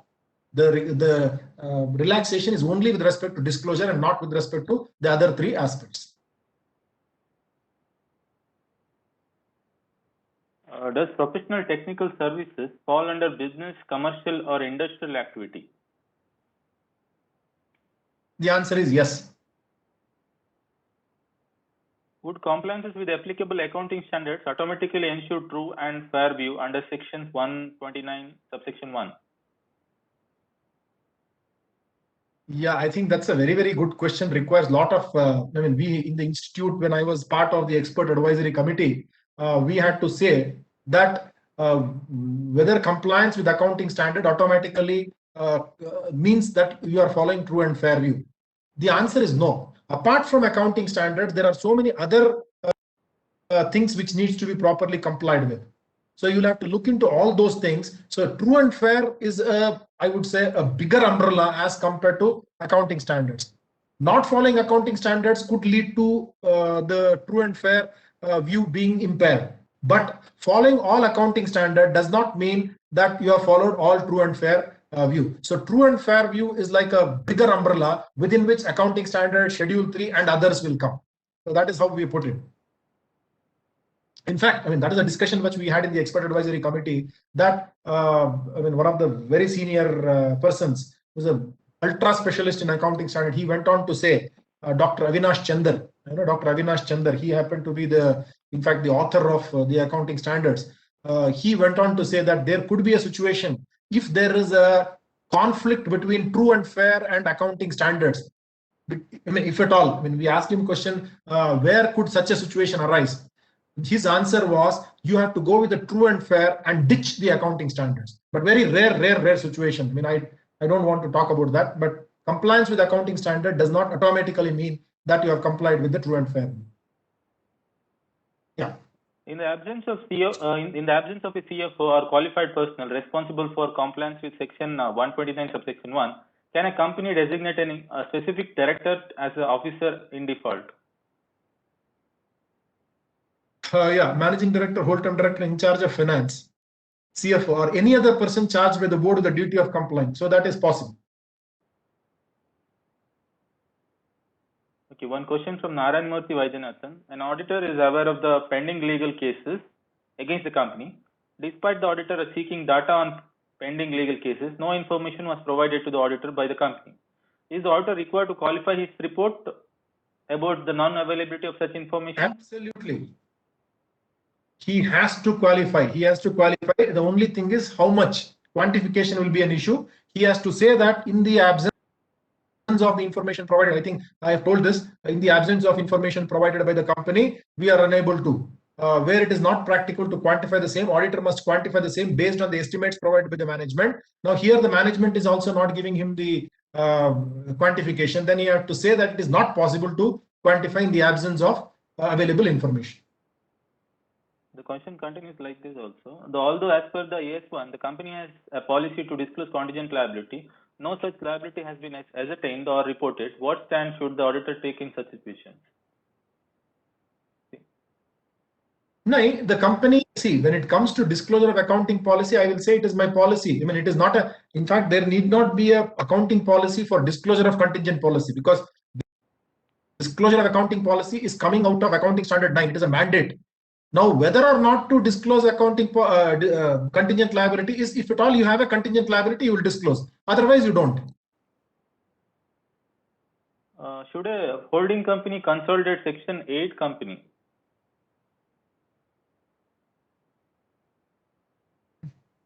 I mean, in my opinion, the point I'm saying, yeah, that's a very interesting question, because what is a Section 8 company? Normally, a Section 8 company is formed. A Section 8 company is formed in, maybe the question that he's asking is to carry out the CSR activity. And that CSR in the case of a Section 8 company, the benefit of the Section 8 company will not flow back to the holding company. What is it? Pradeep, what is a Section 8 company? What is a Section 8 company? It's a non-profit. Yeah, what is it? I mean, it's a company which is. That is how a lot of people think. Yeah, in fact, that is how a lot of people say, but that is not the definition of Section 8 company.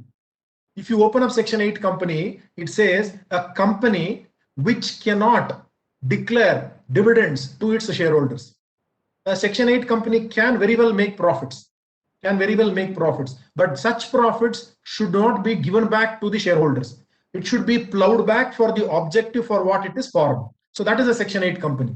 Now, in the case of a Section 8 company, which is a subsidiary, no aspect of, no benefit of that particular company will flow back to the main company. So therefore, it is opined that a Section 8 company need not be consolidated. But let there be a note to that extent in the financial statement. Yes, sir. We can move forward now. Yeah. Now I will give you two options. I can go through the PowerPoint presentation and I can go through the template presentation. Which would you choose, Pradeep? Because you are there, I will give you, because you are the choice. It's better to When template. the choice is, of course, it's always the speaker's choice, but today I will give you. Template. Yeah, I think that's better. Template, because how exactly? Yeah, okay.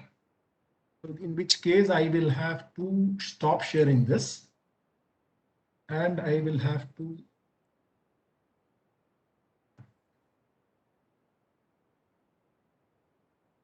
Because you have been kind enough to, I mean, people who switch off the video, have the liberty of doing whatever they want, but you and I don't have that liberty. So therefore, I am prepared for any situation. I wanted you to give you the privilege of choosing what you want. Is this visible now? Yes, sir. I have two Is the screen systems. visible, That's why. Yes, I have two systems which I am watching actually as an attendee as well as a panelist, so that if there's something happens, I can manage. That's why I'm tilting sometimes. Fantastic, fantastic. Yeah. I mean, that's what I am doing too. I also have two systems here. Good. Yeah, let me talk about the template which I was talking about. And I know this, see, templates are for, again, it will be different for companies and for non-companies. But since I know that I'm talking to Udupi and Mysuru, where non-companies are more than companies, so therefore I will take the liberty of showing the non-corporate template instead of the corporate template. Is that okay, Pradeep? Yes, sir. Yeah. Okay. Now, how do you use this particular template? Please understand your balance sheet, profit and loss account, cash flow statement if you are required to prepare, if you are a level 1 enterprise alone. Then you have significant accounting policies and other explanatory information forming part of the final accounts for the year ended. So that is the template that I'm showing here. Now, how do you follow this particular template? Let me explain you. Verify the applicability of the provisions marked in blue font. I mean, this is exactly the template which we use in our office. Verify the applicability of provisions marked in blue font.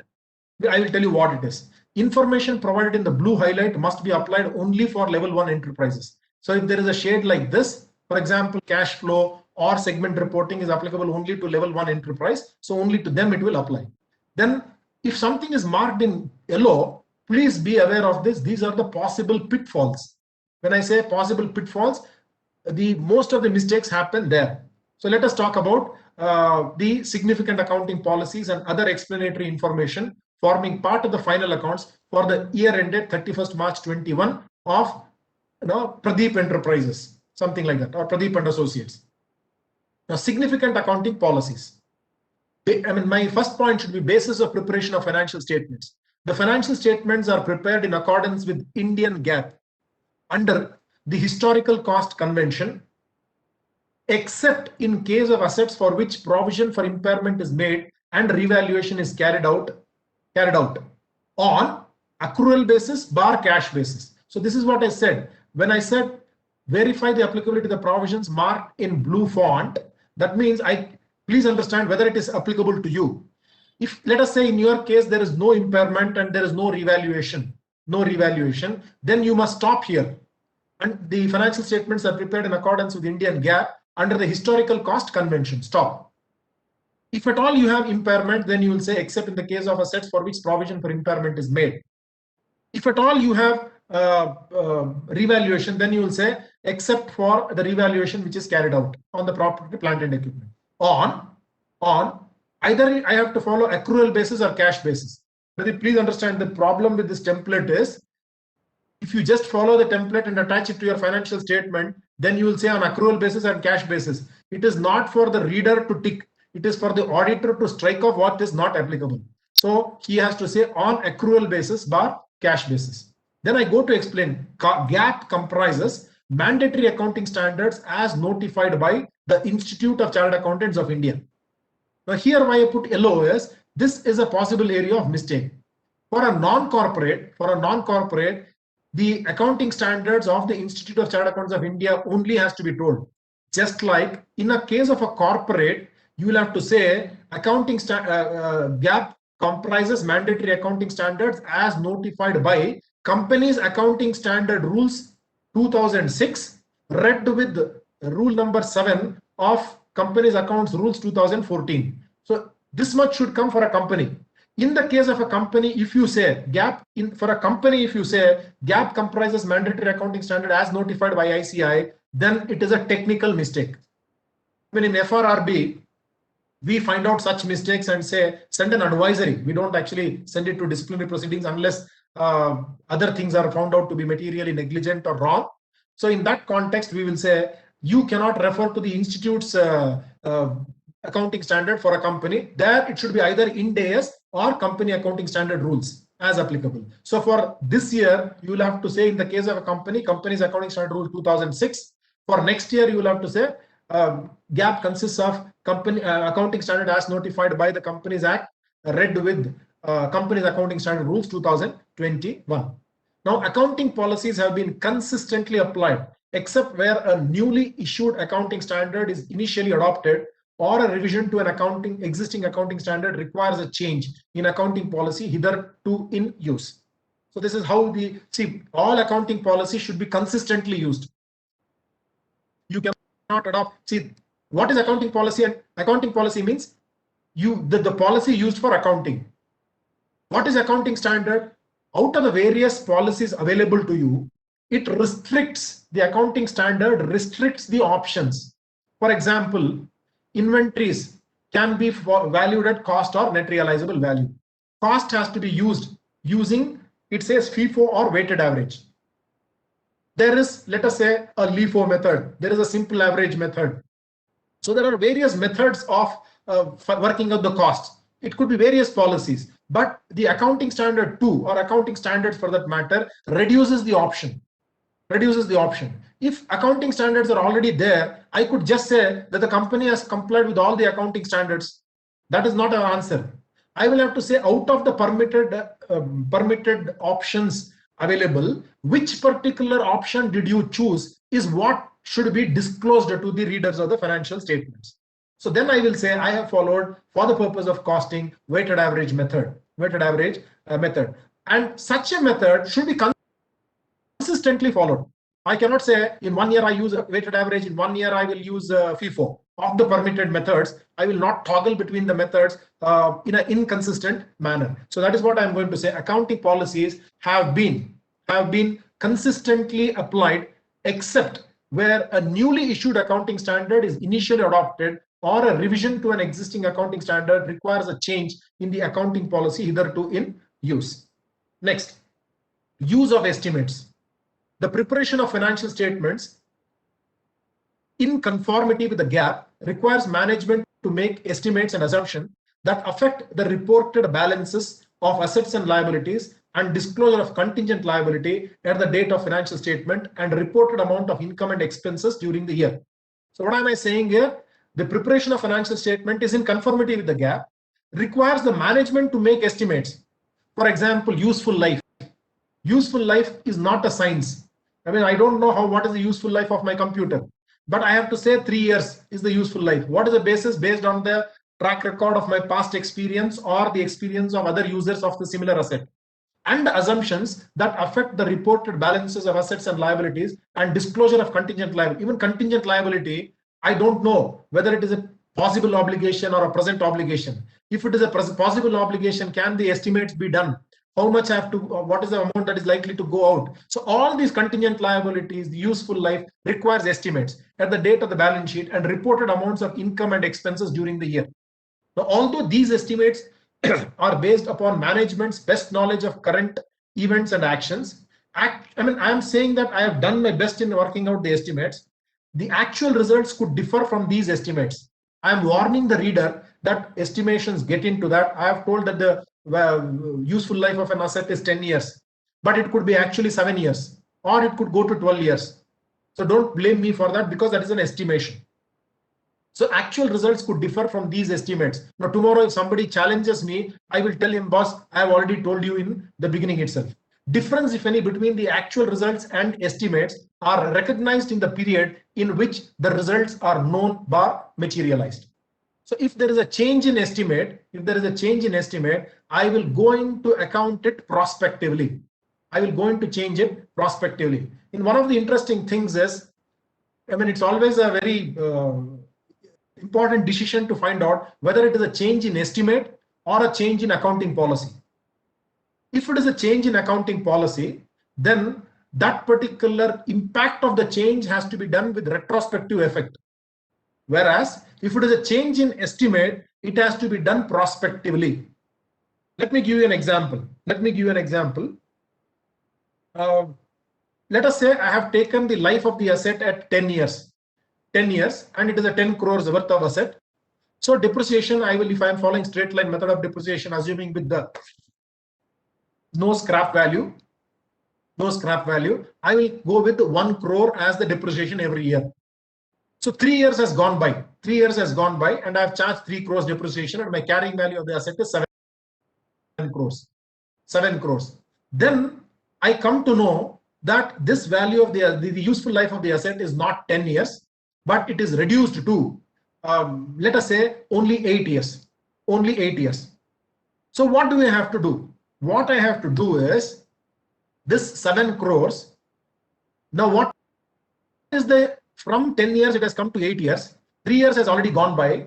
So instead of the balance life of 7 years, it has a balance life of only 5 years. So what I have to do is 7 divided by 5 will be the future depreciation that will have to be charged to the financial statements. So that is the impact of change in estimate.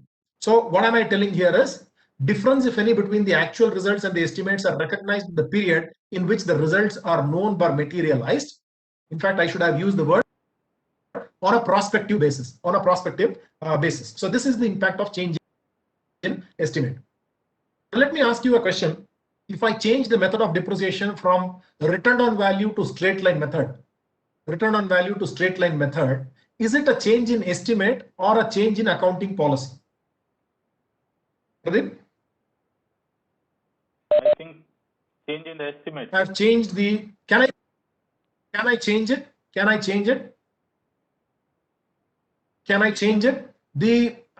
Not every year it should not be changed. I should have a justifiable reason for changing it. I should have a justifiable reason to change it. Now the question is whether it is a change in accounting policy or a change in accounting estimate. Change in accounting estimate. Why do you say that? We can do it prospectively. We cannot go for a...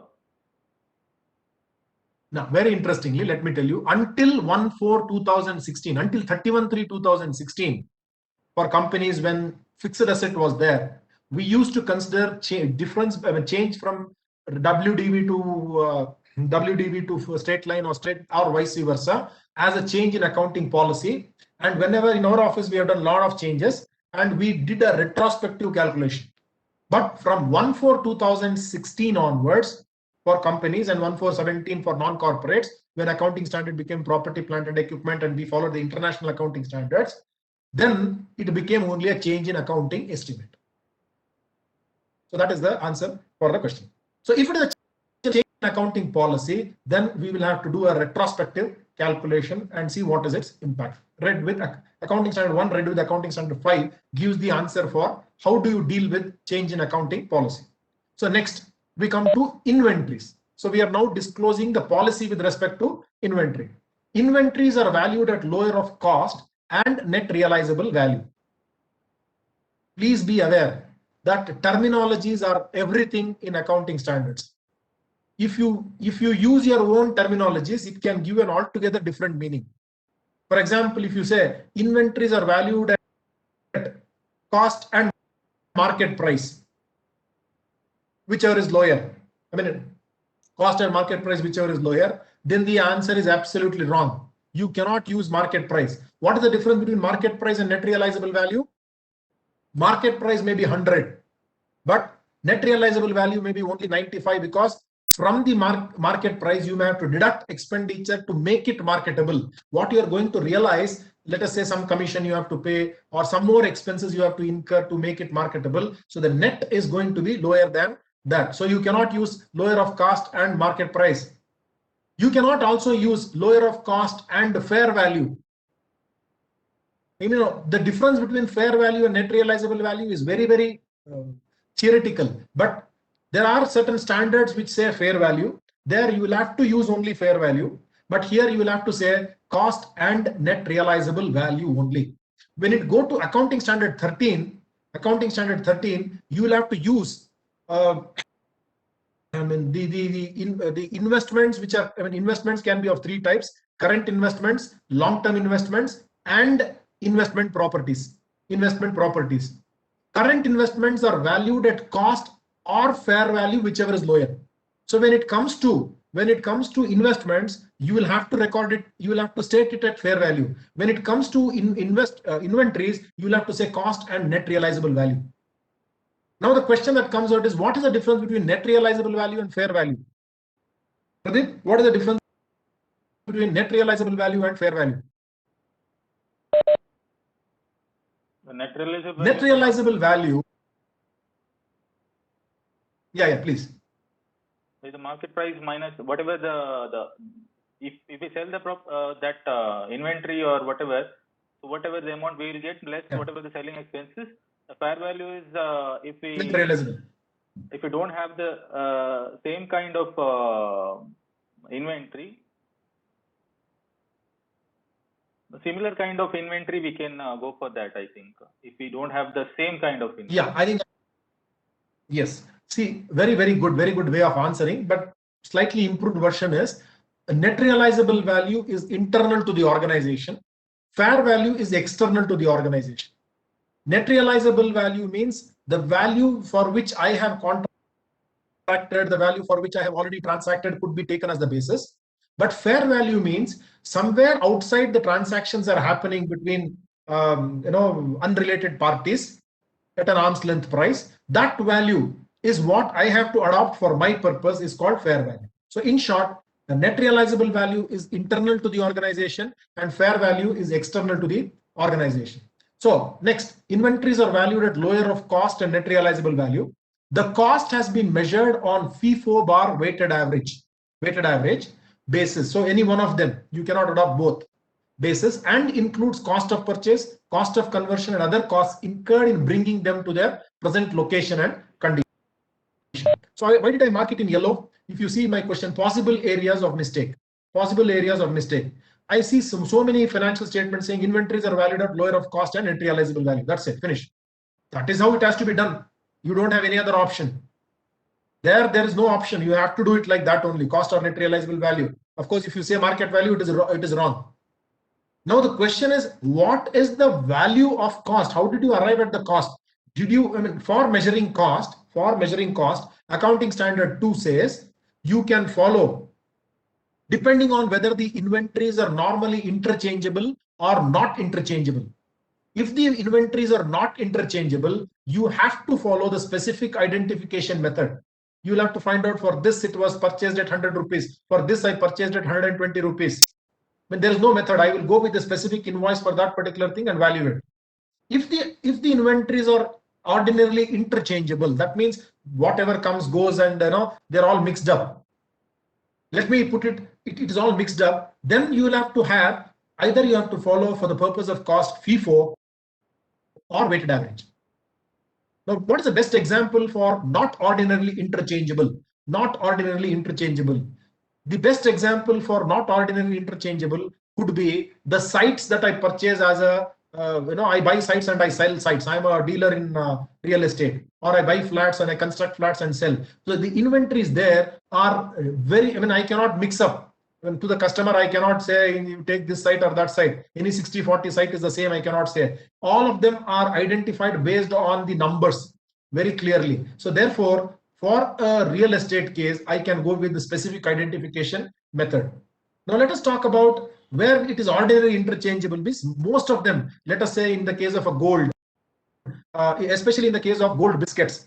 I can take the example of gold biscuits as ordinarily interchangeable, but when it comes to gold ornaments, it is not ordinarily interchangeable. So that could be a good example. So there, cost has been measured on FIFO or weighted average basis and includes the purchase cost, cost of conversion, and other costs incurred in bringing them to their present location and condition. The question that I can ask now is, can we add interest cost? Can we add interest cost to inventories? Pradeep, what is your answer?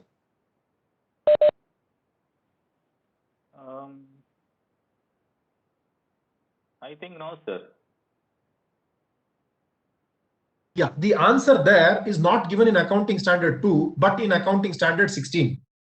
Accounting Standard 16 borrowing cost says, if an asset happens to be a qualifying asset, then borrowing cost can be added to the cost of the asset. So if, as long as the asset happens to be a qualifying asset, as long as the asset happens to be a qualifying asset. What is a qualifying asset? A qualifying asset is an asset which takes a substantial period of time, bracket normally 12 months, for its for it to get ready, both for its intended sale or for intended use. That means if an item which is meant for sale also is taking normally more than 12 months, in that context, you have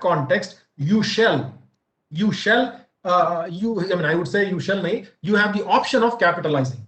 So you have the option of capitalizing. Let us say I am a builder. I have purchased a land and constructing building on that. Now I have purchased the land in 1 month, and second month onwards I have started constructing. It will take 2 years for me to construct this particular building and sell it. So I have taken a loan of 10 crores and interest of 1 crore I have paid.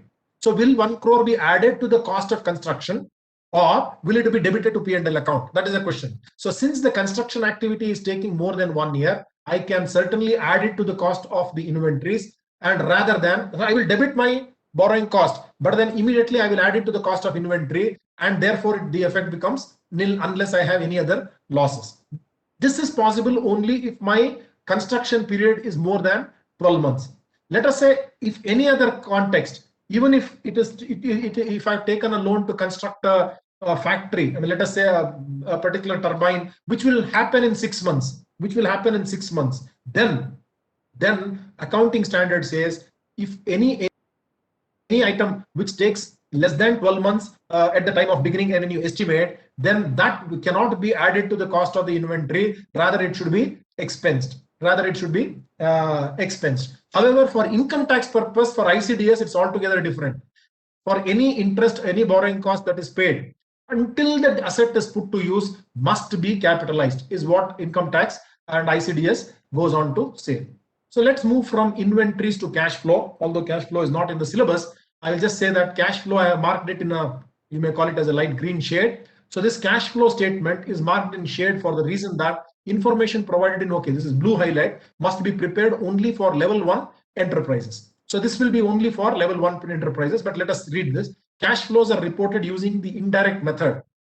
Cash flow statement only for cash flows can come and go out of operating activity, financing activity, and investment activity. And operating activity can either be based on bottom up, from the net profit I go to the cash profit, or I can come top down, from the sales and purchases I can come to the cash profit. So if I'm come from the top to down, it is called direct method. If I'm going from the bottom top, it is called the indirect method. So direct method and indirect method is only for operating activity, whereas for financing and investment activity, it is no method. So accounting standard says everybody should follow indirect method, and only insurance companies are permitted to follow direct method. So having said that, I will have to say cash flows are reported using the indirect method, whereby net profit before tax is adjusted for the effects of transaction of a non-cash nature and any deferrals or accruals of the past or future cash receipts or payments. The cash flows from operating, investing, and financing activities of the entity are segregated based on the available information. Cash comprises cash on hand and demand deposits with the banks. demand deposits to the banks are also considered as cash, is what they are saying. Cash equivalent are short term with an original maturity of 3 months or less from the date of acquisition. Highly liquid investments that are readily convertible into known amounts of cash and which are subject to insignificant risk of changes in value. Please be aware, what you take under cash and cash equivalent should be an amount which will get realized to the company within 3 months and without any big fluctuation from the numbers that has been taken there. Now the question we had to see in one of the cases recently is, a company had shown under cash equivalent mutual funds. Can mutual funds come under cash equivalent? Pradeep, what is your view? I don't think so, sir, because which can be converted into cash within a short period of time, then we can consider as a cash equivalent. So what about mutual funds? Maybe short-term investment. Yes, now the mutual funds, we had a difference of opinion between other members. Then finally, all of us had to convince the other members to say mutual funds can also be cash equivalent as long as the investment in mutual funds, you know how much you're going to get back, because that is the point. Highly liquid investments that are readily convertible into known amounts of cash. I know now how much I'm going to get after 2 months or 3 months, because maximum 3 months period. If it is held for more than 3 months period, I cannot take. But today there are everyday mutual funds. I can go on investment today, tomorrow I can take it back. If I invest in debt mutual funds, it is highly determinate. I don't have a big loss in the debt mutual funds. Maybe my return is low, but it is all known amount. So therefore, we took a stand that in fact, the technical reviewer had told that it is wrong for him to show it under cash and cash equivalent. He cannot show mutual fund. Then we said that the technical reviewer is wrong. The company is right.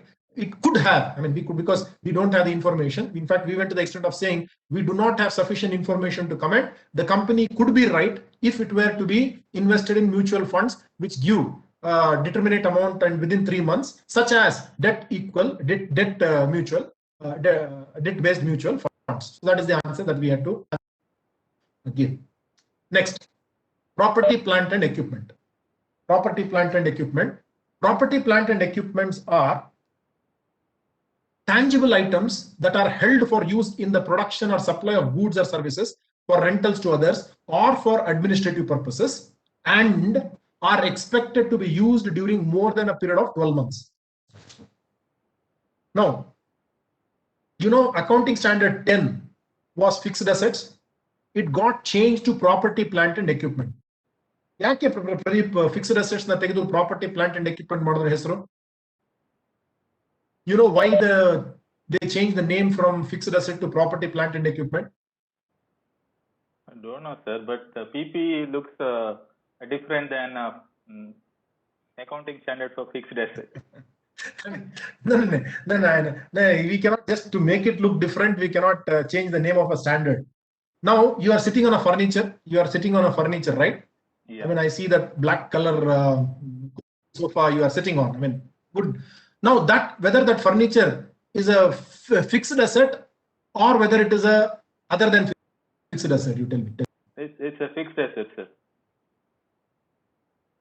It's a fixed asset, but then when you are moving it, it is moving, right?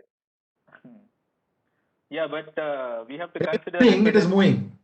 It can be used for more than 12 months. Correct. The point I'm saying is, I and you as accountants know that fixed asset means anything which has got a life of more than 12 months. But then lot of non-finance people, they never used to appreciate this. For them, a motor vehicle, when I used to put it under fixed asset, they said, sir, it is not fixed, it is moving. Like that, your furniture is also moving. So therefore, to come out with a better representation of the type of asset, they changed it from fixed asset to property, plant and equipment. Property, like this, in accounting, a lot of research happens. It's always better if we can get into the fundamentals of it, but then it's okay. The point is, for example, international accounting standards. What is the difference between international accounting standards and international financial reporting standards? Both mean the same. I mean, let me tell you, the difference between international accounting standards and international financial reporting standards is the same as Mysore and Mysuru. I mean, that is at least very just a small difference there. Whereas some places like Madras becoming Chennai. What is the difference? There is no difference. Only thing is they went back to their original name. Mysuru Dasara. So Mysuru goskara now Mysuru was very English. Mysuru is a Kannada word for the Bengaluru. So itara bantu. Now the question is, why did they change the name of Mysuru to Mysuru? Because we wanted to go back to our roots. Similarly, if I ask you the question, international accounting standards got changed to international financial reporting standards. What is the reason? The reason is, I mean, very simple. Accounting has become financial reporting. International and standard remains in both the places the same. Accounting has become financial reporting. Now, why did accounts become financial report? The reason is accounting finally comes out as financial reporting. Whatever you do in accounts becomes financial reports, right? Let us say Akki becomes Anna. Okay, Akki is the raw material, becomes the finished product. Now, if you say that it is a standard to control Akki, if it is a standard to control the Akki, may not be that the Anna is controlled. If I say that the standard of Anna is to be controlled, and the standard of Akki is automatically taken care of. So, raw material is accounting, finished product is financial reporting. So, they wanted a standard to control the financial reports, which means automatically the accounts are taken care of. The reverse is not true. So, financial report is a bigger umbrella against below which accounts and disclosures, etc. will come. Accounts nalli disclosures baralla. Financial reports nalli disclosures barutte. Accounts nalli iddidella financial report alli barutte. Financial report alli iddidella accounts nalli baralla. For example, earning per share, segment reporting, related party transactions, all of them will find its place in financial reports, but not in accounts. So therefore, financial reports was a better representation of, I mean, if you control the financial reports, accounts are automatically taken care of. So therefore, the name, they changed from international accounting standards, international, Akki standard, international Anna standards. I mean, if I have to put it that way. Okay. Now, having said that, if you go back in again history, you will see that in international accounting, financial reporting standards, you have, if you open up the book on international financial reporting standards, so our book, if you see, there are IAS 1, IAS 2, IAS 3, IAS 41. From IAS up to 2000, this happened in 2000, the change of name happened in 2000. And in 2000, there were 41 international accounting standards. Next standard what they issued is called, instead of IAS 42, they issued IFRS 1, IFRS 2. Like that, today we have IFRS 17. Okay. So what we did in IFRS is, IFRS today, the book consists of IAS 1 to IAS 41. And instead of 42, it is IFRS 1, IFRS 2, IFRS 117. Ade yake ant helidre, although Bombay became Mumbai, Bombay Stock Exchange did not become Mumbai Stock Exchange. I mean, for a reason that all of us know, that traditionally we have been using BSc. Adana MSc helbitre adu Madras Stock Exchange agutte. Madras Stock Exchange ತೆಗೆದುಬಿಟ್ಟು ನಾನು Chennai Stock Exchange ಅಂತ ಹೇಳಿ ಮಾಡಿಬಿಟ್ರೆ ಅದು CSE ಹೋಗ್ಬಿಟ್ಟು Calcutta Stock Exchange ಕೊಡಿರ್ತದೆ. So my minds are all set in a particular movement. BSc, MSc, CSE ಅಂತ ಹೇಳಿದ್ರೆ we all internationally, all the stock exchanges have taken those codes. So those codes we never wanted to change, but the general heading itself we have changed.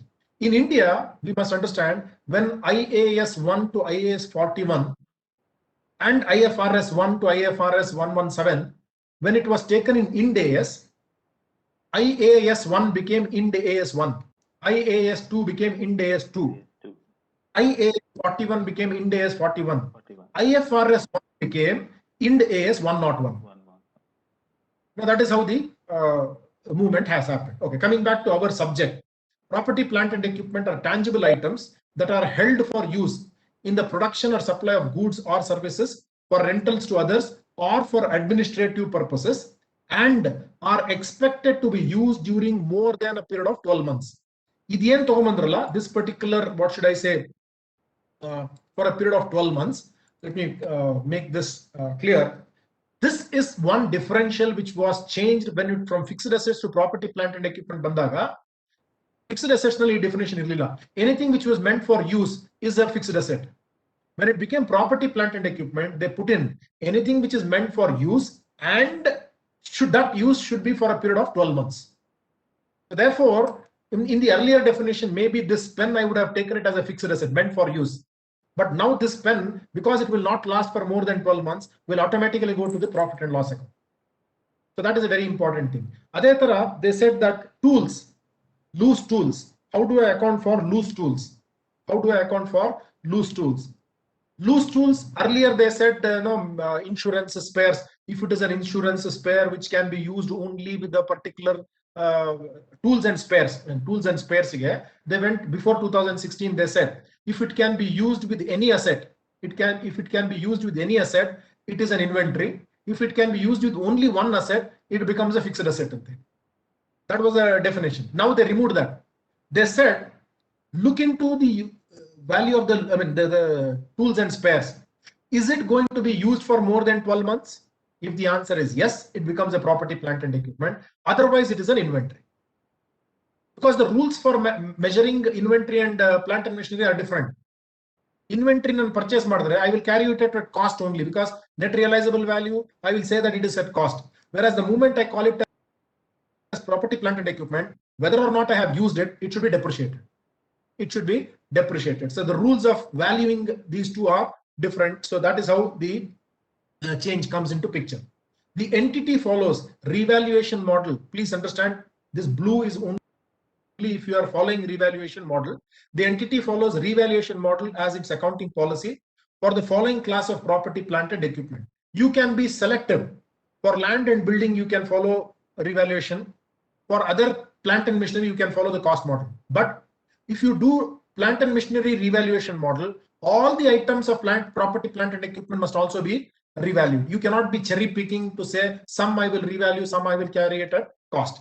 The entity follows revaluation model as its accounting policy for the following class of PPE, land and building. Under revaluation model, the above stated classes of PPE are carried at revalued amounts, being its fair value at the date of the revaluation, less any subsequent accumulated depreciation and subsequent accumulated impairment losses. Revaluations are made annually in case carrying amount differs materially, and once in 3, 4 or 5 years in case the carrying amount does not differ materially.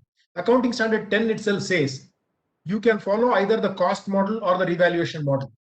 Cost model means cost at the time of acquisition, less accumulated depreciation, less accumulated impairments. Revaluation means if you are following the revaluation model, you should revalue the asset with the sufficient regularity. Now, what is meant by regularity is the standard itself says if the value fluctuates very oftenly, then every year you should revalue. If the fluctuation is not much, then you can do it once in 3, 4 or at the most within 5 years you shall revalue. In case of carrying amount does not differ materially. The fair value of the items of PPE is determined from the market-based evidence market-based evidence by appraisal that is undertaken by professionally qualified valuers. So if you have done it through that, you take it. Otherwise, you should say what is the basis for you to revalue the asset. The very important point to be noted on revaluation is, let us say I have revalued the buildings from 10 crores to 50 crores. I have taken up the value from 10 crores to 50 crores. So how do I inflate it? On the right side, I will take 10 becomes 50 in the balance sheet if I'm taking the horizontal balance sheet. On the left side, I have to create a revaluation reserve. That is very clear. But what happens to the depreciation? Depreciation, should it be charged on 10 crores or should it be charged on 50 crores? The answer is yes, it should be charged on 50 crores. Now, do I have the option of debiting depreciation on 10 crores to the profit and loss account and on the incremental 40 crores to the revaluation reserve? This option was available to me.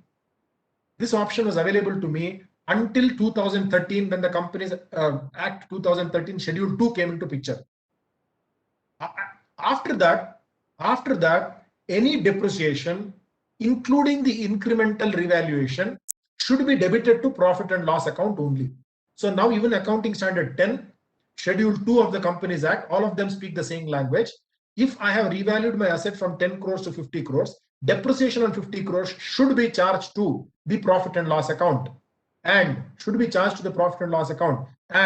to that extent, my earning per share will get affected. My earning per share will get affected. So therefore, I will be thinking twice, should I revalue? I mean, otherwise my earning per share will come down. But a prudent person will actually do the right thing. If it has to be revalued, he will revalue. The reason for it not being debited to revaluation reserve is to ensure that the company has got that much less profits, and that profit which is actually conserved will help in replacing the cost of the asset when it actually comes for replacement. I mean, that is going into from accounting to financial, good financial management. The entity follows cost model as its accounting policy for all the classes of PPE.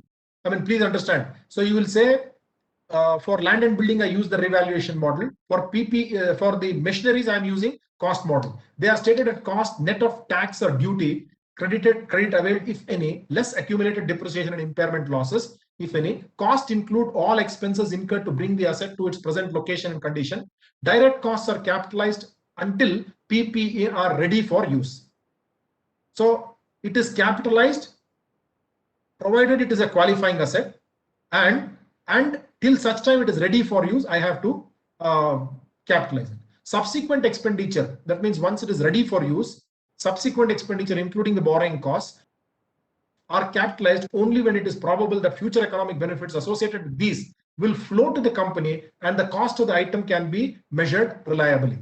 Repairs and maintenance costs are recognized in the net profit in the statement of profit and loss account when incurred. Each part of an item of PPE with a cost that is significant in relation to the total cost of the item is depreciated separately. So this is the concept of componentization. Although I could have bought the asset together, it will be in one invoice. I will, for the purpose of charging depreciation, split it and charge depreciation differently if the life of the asset is different. For example, I bought land and building together, and let us say I have paid 15 crores for land and building. I cannot take land and building as 15 crores and depreciate 15 crores over the period of, let us say, 50 years. First of all, what I should do, land value as to building value as to. Let us say land value is 5 crores. So I will have to take 15 crores, although I bought the one sale deed only 15 crores. I will have to split 5 crores as land, 10 crores as building. Then within building, let us say, there is an interior for which I have spent 1 crore, for which the life is only 5 years. Then land is different, building civil will be different, building interiors will be different. And land will not be depreciated. Building of 9 crores will be depreciated over a period of 60 years. And this interior of 1 crore will be depreciated for a period of 5 years. So that is what is talked about. Each part of the property, plant and equipment with a cost that is significant in relation to the total cost of the item is depreciated separately. Advances paid towards acquisition of PPE outstanding at each balance sheet date is classified as capital advances under other non-current assets. Capital work in progress comprises projects under which assets are not yet ready for their intended use at the reporting date and are carried at cost, comprising direct cost, related incidental expenses, and attributable interest. So capital work in progress means for which I have started incurring expenses, not as advances. It is all billed in my name, but still not ready for use. As long as it is under capital work in progress, I will not charge depreciation on that. And revised schedule 3, the additional 25 disclosures requires capital work in progress to be given under aging, and whether it is crossed the whether it is project in work in progress or project stalled. when I have to give that particular additional information. An item of PPE and any significant part initially recognized is derecognized upon disposal or when no future economic benefits are expected from its use or disposal. What do you mean by derecognized? Derecognized means I will remove it from the gross block. I will remove it from the gross block. So when an item is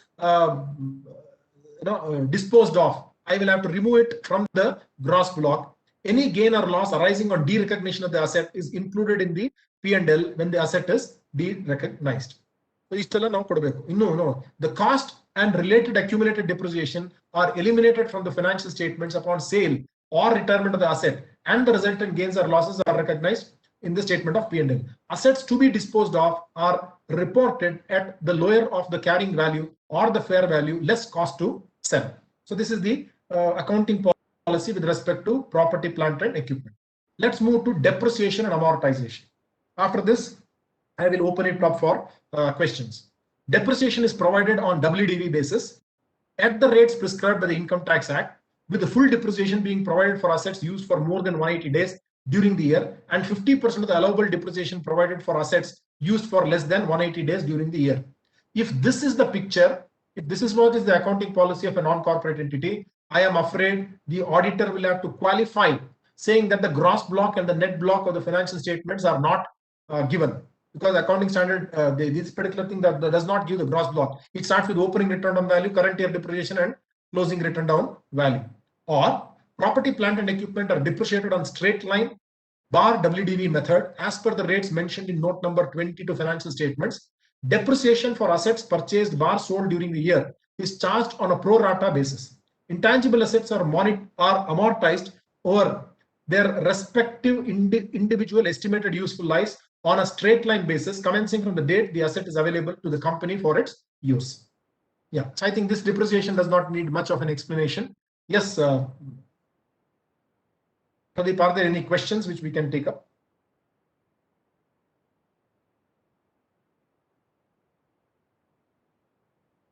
You have to unmute, Pradeep. You have to unmute. Shweta HV is asking you to repeat the change in depreciation method after 1/4/2016, what you said. Yeah. So if I've shifted from return on value to straight line method or straight line method to return on value method, accounting standard 10 property, plant and equipment, when it was changed from fixed assets to property, plant and equipment from 1/4/16 onwards, the change is only considered as a change in accounting estimate and not a change in accounting policy. That means the change, if at all, has to be only done prospectively. That means I can change whatever is the return on value. I will take that as the opening balance under the return on value, and I'm shifting to a straight line method. I take that, and from that then onwards I will do straight lining of depreciation.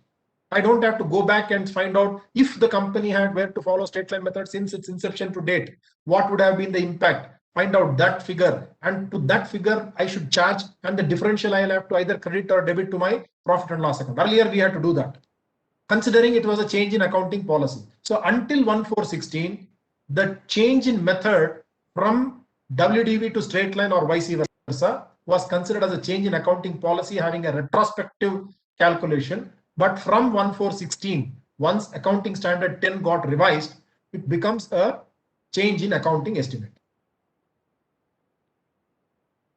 Only that much question, sir. We can move forward. Yeah. Okay, good. So I would like you to please post questions. There is one more question. I would like to answer that rather than. Yeah, please. The company has a continuous process plant. The spare parts that very expensive are acquired and kept ready for use when should a need arise. However, these are kept in stores. Should these spare parts be depreciated separately? The spare parts as such do not have a wear and tear unless they are fitted to continuous process machinery. Should the spare part to be depreciated as component? The first question I would ask is, as I understand, there was some breakage when you're reading. The spare parts are in relation to a continuous process plant. Yes.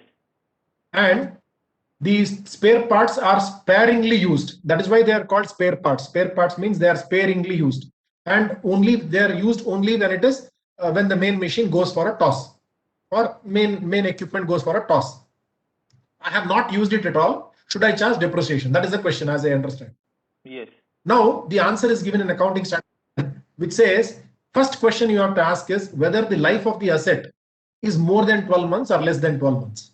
Life of the spare part is more than 12 months or less than 12 months. If it is less than 12 months, it becomes an inventory, and you should measure that particular thing at cost or net realizable value, whichever is lower. If the life of the spare part is more than 12 months, it will become property, plant and equipment. It will become property, plant and equipment. Now the question is, once it becomes a property, plant and equipment, you shall follow a cost model or revaluation model. And in the case of spare parts, you cannot use the revaluation model. So therefore, you will use the cost model only. Cost model means cost less accumulated depreciation, less accumulated impairment. You cannot keep it at cost with the argument that I have still not used it, so why should I charge depreciation? An asset, once it is ready for use, is deemed to be used. The only time when it is considered as not ready for use is when it is in a capital work in progress. Only for a capital work in progress, you can take that argument and say, I'm not going to charge depreciation. But once it is an asset which is ready for use, whether or not you use it, you shall charge depreciation. Depreciation is not only a function of usage, it is also a function of time. The very fact that time has lapsed can make the asset lose its value, because of which you will have to charge depreciation. Yes, sir. We can. No more questions, Pradeep? Yeah, no more questions. Yeah, please post as many questions. I would love to answer the questions. Yeah. Revenue recognitions. Revenue is recognized. I mean, this is how do you recognize revenue? Very simple.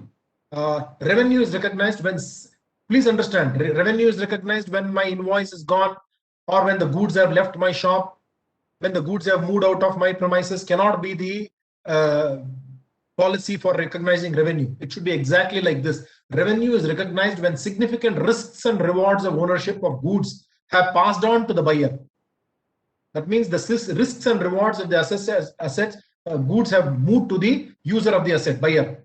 Revenue is inclusive of GST, and GST is charged to statement of profit and loss account if you are following the inclusive method. Otherwise, revenue is exclusive of GST. Depending on which method, mostly we are following exclusive of GST.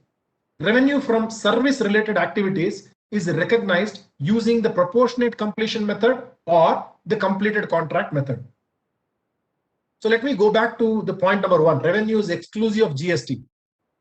Now, income tax under section 145A, also ICDS 2 on inventories, want all my turnover, purchases and inventory to be valued inclusive on an inclusive method. Whereas accounting standard 2 wants us to follow exclusive method. So what is exclusive method? Inventories, the cost of taxes which can subsequently be recovered should be excluded from the cost of inventory. That means, in short, the input tax credit eligible on the purchases should not enter the inventory. So accounting is done on exclusive method, whereas 145 and ICDS want it to be done on inclusive method. Let me tell you, whether you follow the exclusive method or the inclusive method, the impact on the net profit is not going to change. The net profit is not going to change. Let me give you an example. If you are following the exclusive method, as told in accounting standard 2, let us say I bought this pen for 100 rupees, and I'm actually a dealer in pen. I bought this pen for 100 rupees and paid 18 rupees GST. So my debit to my profit and loss account will be purchases 100, and to my GST account I will say 18 rupees I will credit. I will debit 18 rupees to my GST account. And finally, when I sell this pen for, let us say, 200 rupees, if I sell it for 200 rupees, I will credit my profit and loss account with 200 and credit the GST with 36 rupees because I sold it 200 with the GST of 18%. I will get 236 rupees from my customer. So I will credit only to my profit and loss account 200, and to the GST account I have already debited 18. Now I will credit 36, and GST difference between 36 and 18, that is 18 rupees, will now be payable to the department. Now to my profit and loss account I have debited 100 and credited 200. Now imagine I did not sell anything. What I will do is, I had purchased one pen for 118, 100 is entering my purchases and 18 is going to my GST account. That pen is still in stock. I will have to measure my closing stock at the same value I have measured my purchases. Since purchases were excluding GST, my closing stock also will say closing stock of inventory 1 pen 100 rupees. This is as far as accounting is concerned. Now let's come to income tax. In income tax, what I do is, I will have to use the inclusive method not only for inventories but also for purchases and sales. So when I come to my purchases for income tax purpose, I am supposed to show 2 purchases 118 rupees. And if I have sold, I have said 2 sales 236 rupees. So I will close that. Then there is no problem.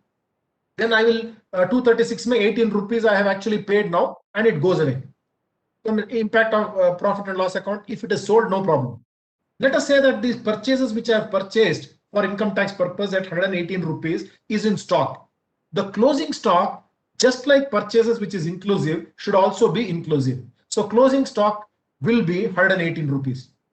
So 118 minus 118 purchases, and here it will be 100 purchases, 100 closing stock for accounting. So the impact on the profit in both the, although the inventory valuation for accounting is 100 and for income tax is 118, the impact on the profit is 0, because whatever incremental which is coming on account of increased value of closing stock is compensated by the increase in the purchase which I am accounting it with the GST. Is that clear, Pradeep? So you follow any method, you come to the same profit. You come to the same profit. Then why the hell? Let us understand why the hell is the income tax department not changing it in line with the accounting standards? Now I will come to that. Suppose I am following an exclusive method. I am following an exclusive method where I said 100 rupees I purchased and I sold it for 200 rupees. I sold it for 200 rupees. Now when I sell it for 200 rupees, the GST 200, I come to the GST account 36 rupees and 18 rupees I have already collected. 18 rupees what I have collected from my customer has to be paid to the department. Section 43B says I will allow this expenditure of 18 only if you have paid it within the due date. Only if you have paid it within the due date.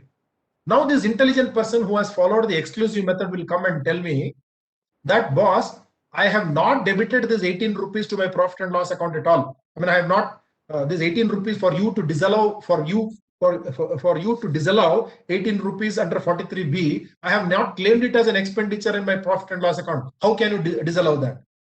Then the income tax department will come back and say, what you should have done is go back to your income tax method of accounting, what I said. 2 purchases 118, 2 and by sales 236. Now 236, now you have to claim that differential 18 rupees as an expenditure. If you had claimed that, I will not allow you till you pay that 18 rupees until you file the income tax return. So that inclusive method is what I will challenge you to say that it is deemed to have been debited to profit and loss account, and therefore I will disallow that until you pay the GST within the due date. So that is all the game there. Okay, revenue recognition. Revenue from, okay, now let's get into revenue from service related activity is recognized using the proportionate completion method or completed contract method. Now here, for services, I can follow. For goods, I have to follow as and when the revenue has to be recognized when the risk and reward with respect to the goods gets transferred to the buyer. For services, I have 2 options under Accounting Standard 9. Either I can follow the proportionate completion method or the completed contract method. What is proportionate completion method? If my contract is for doing a service of 5 crores and I have done 50% of my services, I will recognize 2.5 crores as my revenue, and the associated cost to do that 50% I would have anyway debited to my profit and loss account. So this is following the proportionate completion method. Whereas if I am following the completed contract method, I will not recognize this 2.5 crores, but I will recognize this entire 5 crores turnover only in the year in which I actually complete the contract. Only in the year in which I complete the contract. So two methods possible. But what is the learning point, or what could be the issue here? If I am following the completed contract method, let us say if I am following the percentage completion method, I have incurred one up to the year end, 50% job I have done, for which I have spent 1 crore.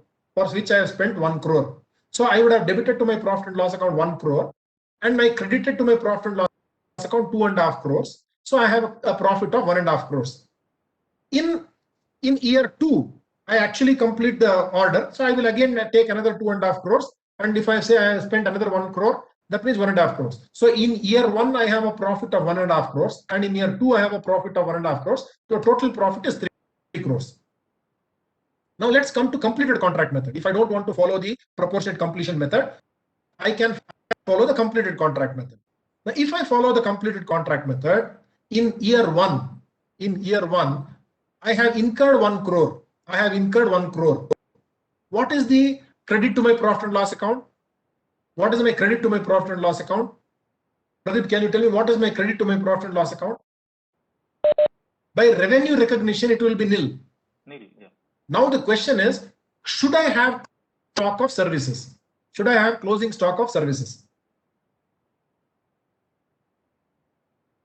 Whatever 1 crore I incurred, should I take it as a period cost, or should I bring it out as a closing stock of services to nullify the impact? Closing stock, sir. Where is it told? Very interestingly, Accounting Standard 2, if you look into Accounting Standard 2, it says it does not deal with service contracts. It does not deal with closing stock of services. But that does not mean when we have a fundamental possibility of a fundamental accounting concept of matching concept. Therefore, we have to go back to the matching concept and say that 1 crore debit without any revenue should lead to a closing stock of services of 1 crore. Closing stock of services at 1 crore. That does not mean I will have a loss in year 1. And if I don't take the closing stock of services, I will have a loss of 1 crore in year 1, and in year 2, what I will do is I will credit 5 crores and debit the balance 1 crore, second 1 crore, and I will have a profit of 4 crores. So overall, I will have 3 crores, but it will throw a very bad situation or a bad accounting. So therefore, I will have to come out with 1 crore closing stock. I will have no profit, no loss in year 1. And in year 2, I will bring that opening stock of 1 crore, additional expenditure of 1 crore in year 2, and have 5 crores. And in year 2, I will have a 3 crores. So the difference between proportionate completion method and completed contract method is, in proportionate completion method, I will have revenue recognized and therefore profit recognized intermittently. Whereas under completed contract method, I will not be recognizing revenue, but using the matching concept, nullifying the debit through the closing stock and booking the entire profit in year in which I complete. Now, whereas that is okay for accounting, what does ICDS say? ICDS says every service contract shall be using the proportionate completion method only. Proportionate completion method only. The only exception is if you are in early stage of service providing, or if it is a contract duration of 90, if the original contract period is for less than 90 days. If the original contract period is for less than 90 days. Now you look at this. If I'm following the proportionate completion method, okay, I'm doing this contract for a period of only 60 days. Then I have started it on March 1st, which will end on April 30th.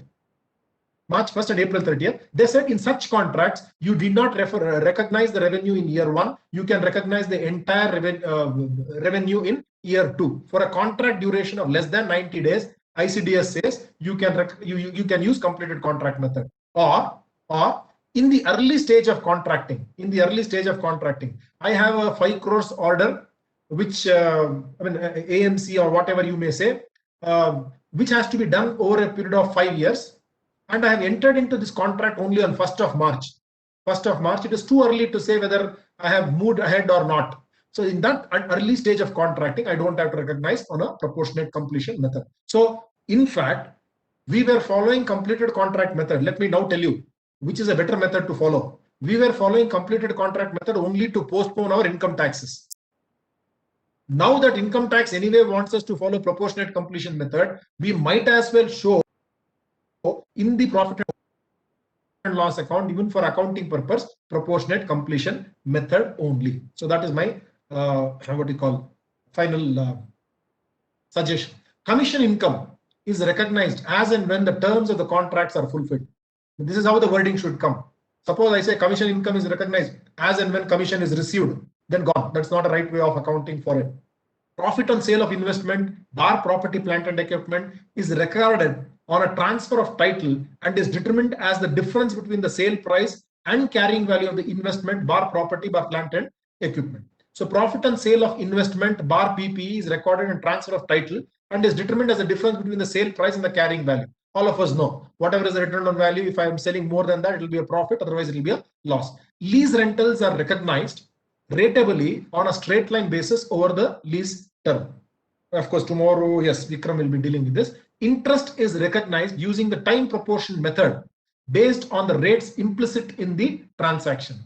I cannot say interest is recognized on accrual basis or something like that. Interest has to be used using the time proportion method. That is how it is done. Dividend income. Now, please understand, if I use the word interest is recognized on accrual basis, okay, is it a mistake, Pradeep? If I use the word interest is recognized on accrual basis, is it a mistake?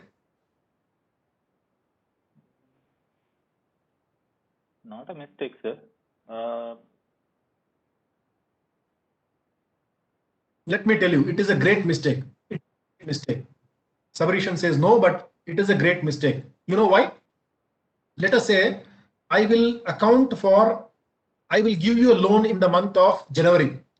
I will tell you, I will give you a month of in the month of January, 1 crore loan, and I will tell you that it falls due. You should repay the interest and the principal next January. So 1st April 21 I have given. I will tell you to repay it by 31/12/21. Now, if you are following the due method, accrual means as and when it is due. So if I am using that, somebody may take that for first 3 months, I am not charging interest at all. Whereas the right thing is to say on time proportion basis, I shall recognize the revenue. So in 3 months period, I should recognize 1 crore divided by 12 into 3. So that is how it happens. So dividend. So that's why we say if somebody says interest is recognized on due basis or on accrual basis, then somebody may argue that it is not accrued. It will accrue only when it is due. So therefore it is not due. So therefore I will not account it. So that is how it's considered to be a mistake. Interest is recognized using the time proportion method based on the rates implicit in the transaction. Dividend income is recognized when the entity's right to receive dividend is established. Not otherwise. Just because I'm expecting a dividend, I cannot take it. I have to take it only when it is declared by the company. Foreign currency transaction and translation, I don't want to deal because Vikram will be dealing with that tomorrow. Government grants, investments. Yeah, investments, nobody is dealing. So then I will probably talk about investments. Long-term investments, excluding investment property. Now, let me talk about investments are of 3 types. Current investments, long-term investments, and investment property. Current investments means investments which will be sold within a period of 12 months from the date it was acquired. You see the minor difference between that and a current asset. A current asset in Schedule 3 balance sheet. A current asset is an asset which will be disposed of within a period of 12 months from the balance sheet date. Listen to this very carefully. From the balance sheet date, within 12 months, I will sell. On 31/3/21, I have an item. If I am selling it within 31/3/22, then it becomes a current asset. But a current investment means an investment which will be sold within 12 months from the date of its acquisition. From the date of its acquisition. So that is a difference there. Now, having said that, there are certain issues. I will not get into that issue today. Long-term investments, excluding investment properties. Now, current investments, we are clear. Long-term investments mean any asset which is not a current investment is a long-term investment. What is an investment property? An immovable property which is held not for sale, in which case it could have become inventory, not for own use, in which case it could have become property, plant and equipment, but for earning rentals or for capital appreciation is an investment property. So long-term investments are carried individually at cost less provision for depreciation other than temporary in the value of such investments. Now I have highlighted other than temporary. What is the reason? The reason is, Pradeep, what is the opposite of permanent?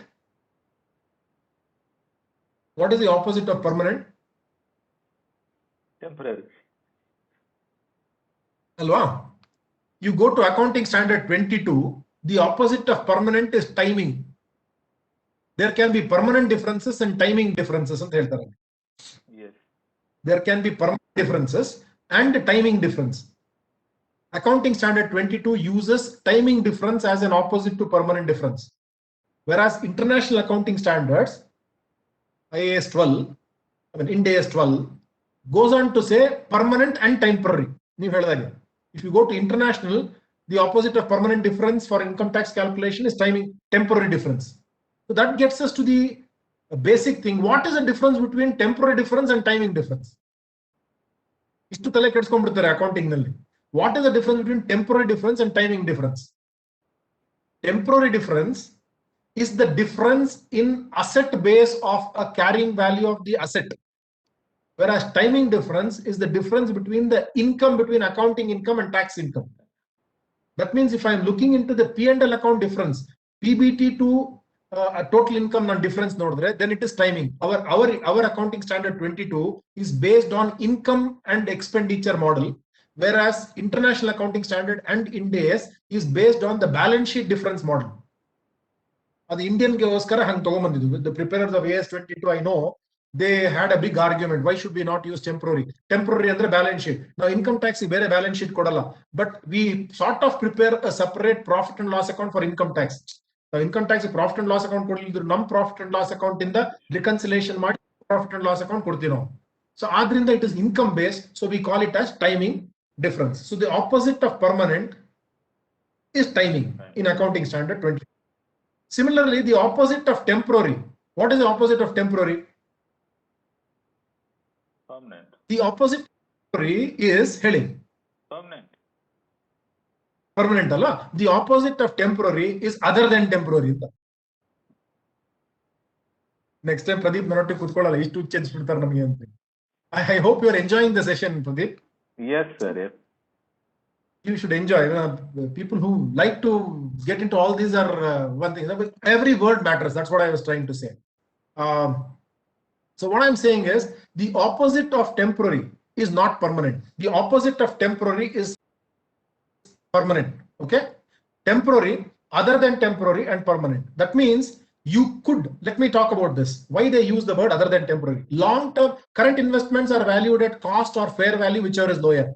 That is very similar to investments, but there only we discussed what is fair value and what should I say, realizable value. Now let's talk about long-term investments. Long-term investment, I have invested in a company. I have invested in a company on a long-term basis. Let us say I have invested 1 crore. Today, if you look into the value of that particular company, it has come to 10 lakhs. The market value of that price has come to 10 lakhs. If 1 crore has become 10 crores, I will keep it at 1 crore only in my books of accounts. I will not increase it. One very important thing is how are there is no revaluation possible for long-term investments. It should be cost, or it should be always carried at cost unless there is a decrease in the value, decline in for reasons other than temporary. That's what I am coming to. Now this 1 crore has become 10 crores, and in my books I will keep it at cost, which is 1 crore. If 1 crore worth of investment has become 10 lakh rupees, I as an auditor should tell him to reduce it to 10 lakh rupees. You should bring it down to 10 lakhs and show 90 lakhs as a loss. If they had used the word permanent, the other guy would always argue, boss, this decline is not 10 lakhs. Let us wait for it to fall permanently. And permanently means only when it is sold. ಇವತ್ತು 10 ಲಕ್ಷ ಇತ್ತು, ನಾಳೆ 10 ಲಕ್ಷ, ಅವನು ಹೇಳ್ತಾನೆ sir ಇನ್ನೊಂದು 10 ವರ್ಷ ಬಿಟ್ಟು it can go up to 12 lakhs. Why do it now? So therefore we have used the word very cautiously in accounting standard to say temporary is one thing, other than temporary is somewhere in between. Permanent means that I should recognize the decline in value the moment it is other than temporary rather than permanent. So that is why the word idanne use model. We get sometimes we come across accounting standards. I mean, the disclosure written, long-term investments are carried individually at cost, less provision for diminution, for temporary diminutions. So the moment they write for permanent, when there is a permanent decline. So don't use your, what should I say, ingenuity to understand and write your own words. So please choose the words as it is there in the accounting standards. So long-term investments are carried individually at cost, less provision for depreciation other than temporary in the value of such investment. Current investments are carried individually at the lower of cost and fair value. What is the significance of the word individually there? Carried individually, Andre. You cannot group 10 shares and say this is the total cost and this is their total fair value. Individually, you will have to calculate what is the cost and fair value. The possibility of recognizing a loss is higher and should be higher when you are doing it individually. Unless, but when you are bulking it up, when you are totaling it up and bucketing it up, then the chances of your loss, because one increase would be compensated by another, one decrease would be compensated by another increase. So therefore the loss recognition is possibly lesser. ICDS wants us to measure using a bucket approach and not individually, which means they said the securities can fall under 4 buckets: equities, debts, convertible securities, and others. So all equities should fall under 1 bucket. So only they don't want, because the moment it is ICDS now, they don't want their taxes to come low because of your loss recognition. So therefore investments are like that. Now cost of investments include acquisition charges such as brokerage fees and duties. Investment properties. So what are investment properties? We have already seen that which is not inventory meant for sale, that which is not PPE meant for use could be investment property. How do you measure investment property? Accounting standard 13 says investment properties must be valued using the cost model as told in accounting standard 10. That means you cannot use the revaluation model. You have to use cost less accumulated depreciation, less accumulated impairment. So investment properties are individually at cost, less accumulated depreciation and impairment, if any. Impairment, if any. Investment properties are capitalized and depreciated where applicable in accordance with the policy stated for PPE. Impairment of investment property is determined in accordance with the policy stated for impairment of assets. Employee benefits I'm not going to touch because tomorrow Vikram will be talking about that. Yeah, borrowing costs. Borrowing costs that are attributable to the acquisition or construction of a qualifying asset are capitalized as a part of the cost of such asset till such time as the asset is ready for its intended use. You cannot say construction of a fixed asset. Why I put that qualifying asset is, if instead of qualifying asset you use the word fixed asset, some of the cases we have seen are capitalized as a part of the cost of such asset. If you are using fixed asset or property, plant and equipment, it is wrong, because all property, plant and equipment cannot be capitalized. Only such asset which are qualifying asset, that means which takes necessarily more than 12 months. I define what is a qualifying asset. A qualifying asset is one that necessarily takes substantial period of time to get ready for its intended use. All other borrowing costs are charged to profit and loss. Leases, tomorrow Vikram will be dealing. Income tax, Vikram will be dealing. Impairment, nobody will be dealing, but I've already told you I not like to explain that today. Notes on accounts. So we have just now finished the disclosure of significant accounting policies. Just now what we did was accounting standard 1. Of course, in the process, we have understood all other accounting standards. So when you are disclosing accounting policies, all accounting policies should be in one place. In case you are, let us say, I am falling for inventories, a cost or net realizable cost has been used for the purpose of determining cost. I have used simple average. It is a mistake. By disclosing a mistake, the mistake will not become, the wrong will not become right. That is what accounting standard 1 talks about. Now we are talking about disclosure of significant accounting policies and other significant notes, other notes forming part of the accounts. Now we are talking about other notes. So these are all disclosures required by various accounting standards. So segment reporting, it is not a policy, but it is a disclosure which is required only for level 1 entities. So the entity does not have multiple segments during the year, and hence segment-wise disclosures have not been made is one way. The primary report, segment reporting, anyway, you don't need, I'm not going to talk about that. How do you do that, etc., etc. Now, disclosure in relation to related parties. Tomorrow, you will be seeing what accounting standard 18 is. I'm sure all of you know. The following table provides for the total amount of transactions that have been entered into with related parties. So you have to show that. So tomorrow's session will be on that. Deferred taxes. Yeah. What are the disclosures with respect to deferred taxes? Then dues to micro and small enterprises. Please understand, if you give a statement like this, as at 31st March 2021 and 31st March 2020, the entity has not received information from vendors regarding the status under MSME, and hence disclosure relating to amounts unpaid as the year end together with interest paid but payable under this act has not been given, that is wrong. You'll have to make efforts to find out how much are the dues to MSMEs, and so giving such thing shows that you have not made any efforts. So therefore, make efforts and give the following chart. The entity has no dues to MSMEs during the year ended 31/3/21 and 31/3/20, or as at 31/3/21, 31/3/20, dues to MSMEs are as follows. So please note that this disclosure is not coming out of companies for only companies, even for non-companies this has to be given. Who asks you to give? MSME Act wants us to give such a disclosure in all the financial statements which are subject to audit. Then there were no significant events occurring after the date of balance sheet. The balances, please note, the balances shown under sundry debtors, sundry creditors, advances, and other personal accounts are subject to confirmation. If you say that in the notes to accounts and say that the financial statements are true and fair, then it is wrong. Please understand, taking confirmation from the other parties is a very important audit requirement. And if you have told that something is subject to confirmation, means I am showing receivables of 10 crores. Receivables of 10 crores. If I had taken a confirmation, it would have come to 8.5 crores. In which case there would have been a reduction of receivables by 1.5 crores and a reduction of my profit by 1.5 crores. So you cannot say subject to confirmation, this is okay. Please understand, if there is something like this, it has, the financial statements have to be qualified. Or you please don't give this. Do all your the proper obtaining of sufficient appropriate audit evidence before you sign the financial statement. Such a disclosure in the notes. A disclosure in the notes is not the disclosure by the auditor. Financial statement, balance sheet, profit and loss account, significant accounting policies and notes is authored by the management. The author of the audit report is the author. You cannot, the auditor cannot say it is subject to notes.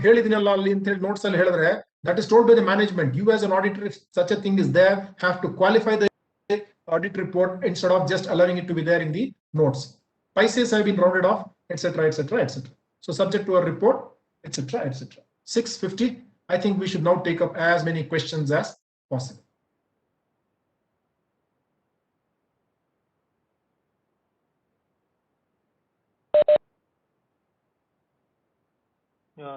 Okay. In the inclusive methods of accounting for purchase, How will the impact of ITC be reflected on the profit and loss account?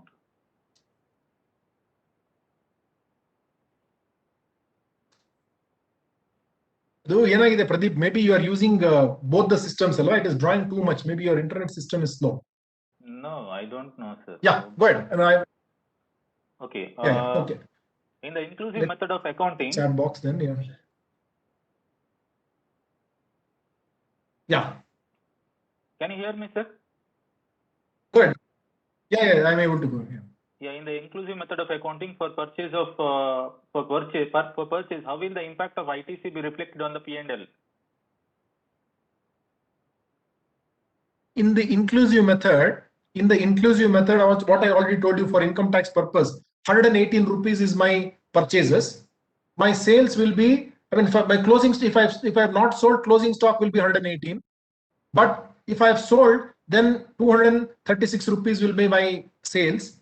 And whatever GST I have to pay, I will pay it in the profit and loss account itself instead of using a separate account, which I use it for when I'm using the exclusive method of accounting. Can a company lease I think you out can its, open up the chat box. I don't know how many participants are there now, but then yeah, there are 75 participants. You can open up, and anybody wants to ask questions, I think you should allow them to ask. Sure. Can a company lease out its assets on operating lease and account for lease income for the entire lease period on DCF method in the year of leasing out? I would ask, I mean, maybe reserve this question for tomorrow, because leasing is a standard which I would leave it to the next speaker to answer. There is information from Anandar and Paisa that the government has extended various due dates under the Income Tax Act. Yeah, but now is it today? Right now, as we are talking. Right now, the Form 10 is extended. Yeah, it is all unexpected. Anyway, expected lines, on expected lines. Yeah. And whether a lift has to be capitalized as part of building or a plant and machinery or electrical equipment. That's a good question. Whether it should be as electrical equipment, certainly no. Lift is not an electrical equipment in that sense. Like if it were to be an electrical equipment, every item which requires an electrical connection should have been an electrical equipment. What is the other thing? What is the other building or plant and machinery? No, building. It is not. No, it is definitely not building. It is not building. It has to be as a separate asset, property, plant and equipment, not under electrical installation. Other than property, plant and only you have immovable property, plant and equipment, and see, property, plant and equipment has got property, that is immovable property, and plant and equipment, what we used to call P&M, plant and machinery. Plant and machinery has now become P&E. Okay, so that is the basis with which we have to go. It has to be plant and machinery. What does producers of inventories of livestock mean? Producers of livestock and that is used for property, plant and equipment, where I am using, let us say, the poultry ಅಥವಾ dairy farming ನಲ್ಲಿ ಹಸುಗಳನ್ನ ನಾನು breed ಮಾಡಿ calves it comes means that is the producer of. And AS2 is not applicable for them, right? Yeah. AS2 is not applicable, but study AS10. AS10 ನಲ್ಲಿ there is a possibility that they may come out.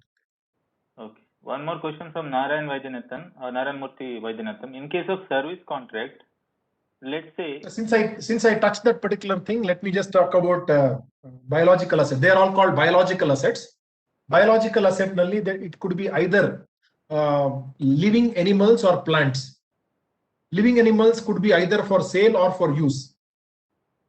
If it is meant for sale, like poultry, okay, then accounting standard 2 does not cover, but the principles of accounting standard 2 will have to be applied. But somehow in accounting standard 2 itself, he says inventories in the case of such things should be used using realizable values.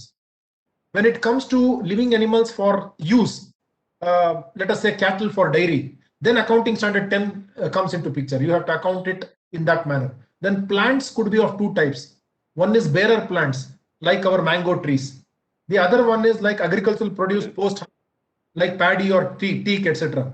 So accounting standard 10 deals with bearer plants.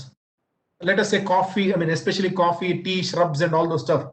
It has to be accounted using the, let us say, Tata Coffee Estates and all those stuff. They use accounting standard 10, the bearer plant concept. Yes, please. Sorry. In case of service contracts, let's say in case of CA services, should the CA recognize revenue based on the percentage of completion contract mandated under ICDS? Now, that's a very interesting question. All of us follow cash system of accounting. And if you are following cash system of accounting, ICDS is not applicable. Hence, you can go ahead with the following completed contract method only. Dear members, if you have any questions, kindly shoot.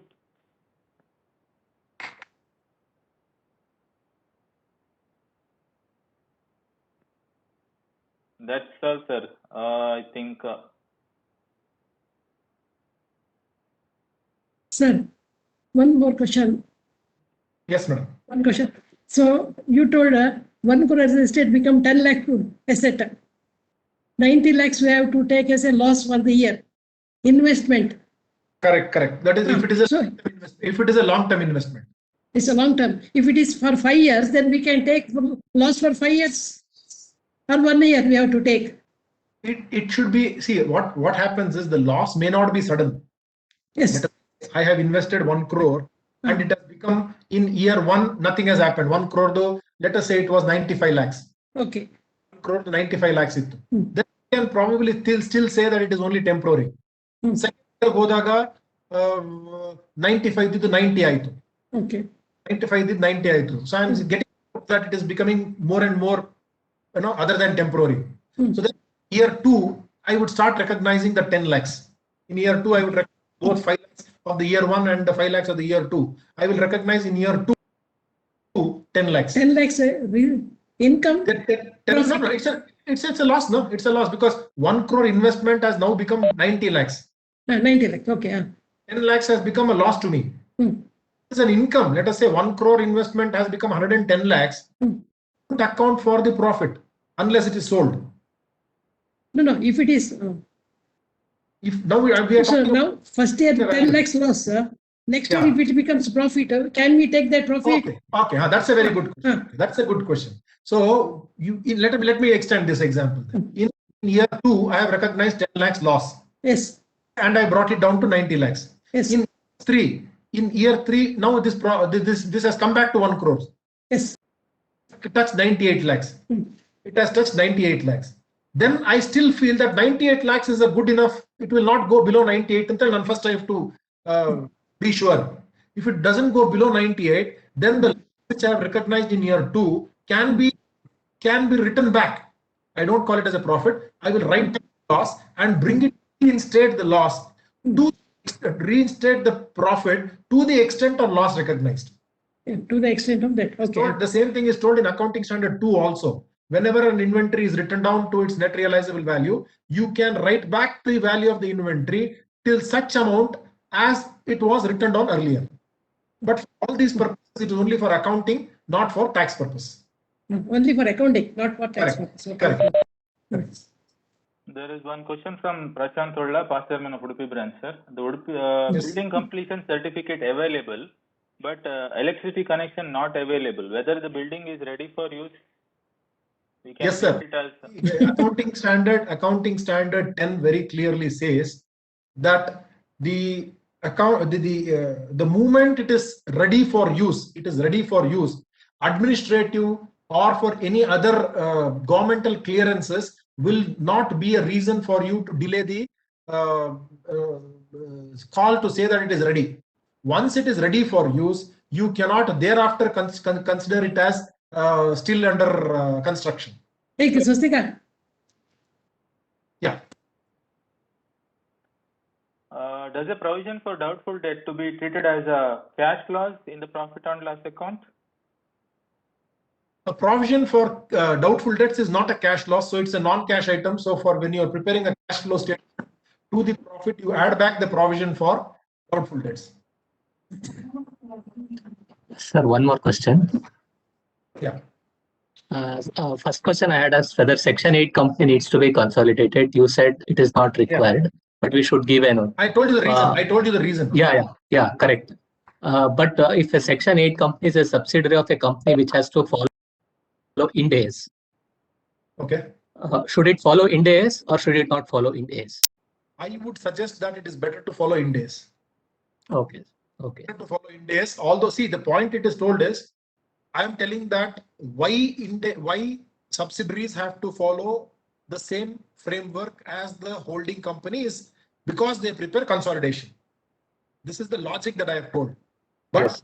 the Act does not tell this logic. Act goes only by letter. Act says once you are a subsidiary or a holding company, you shall prepare as per your requirement of the holding company. So Section 8, because you are a subsidiary of your holding company, by virtue of the letters in the Act, you have to follow the Ind AS only, although it may not be consolidated. Okay. Thank you, sir.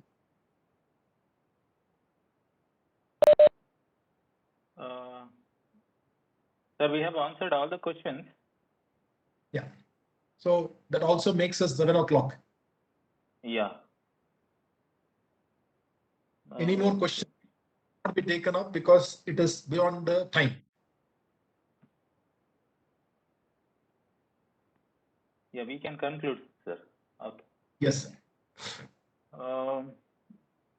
Thank you, sir, for enlightening session.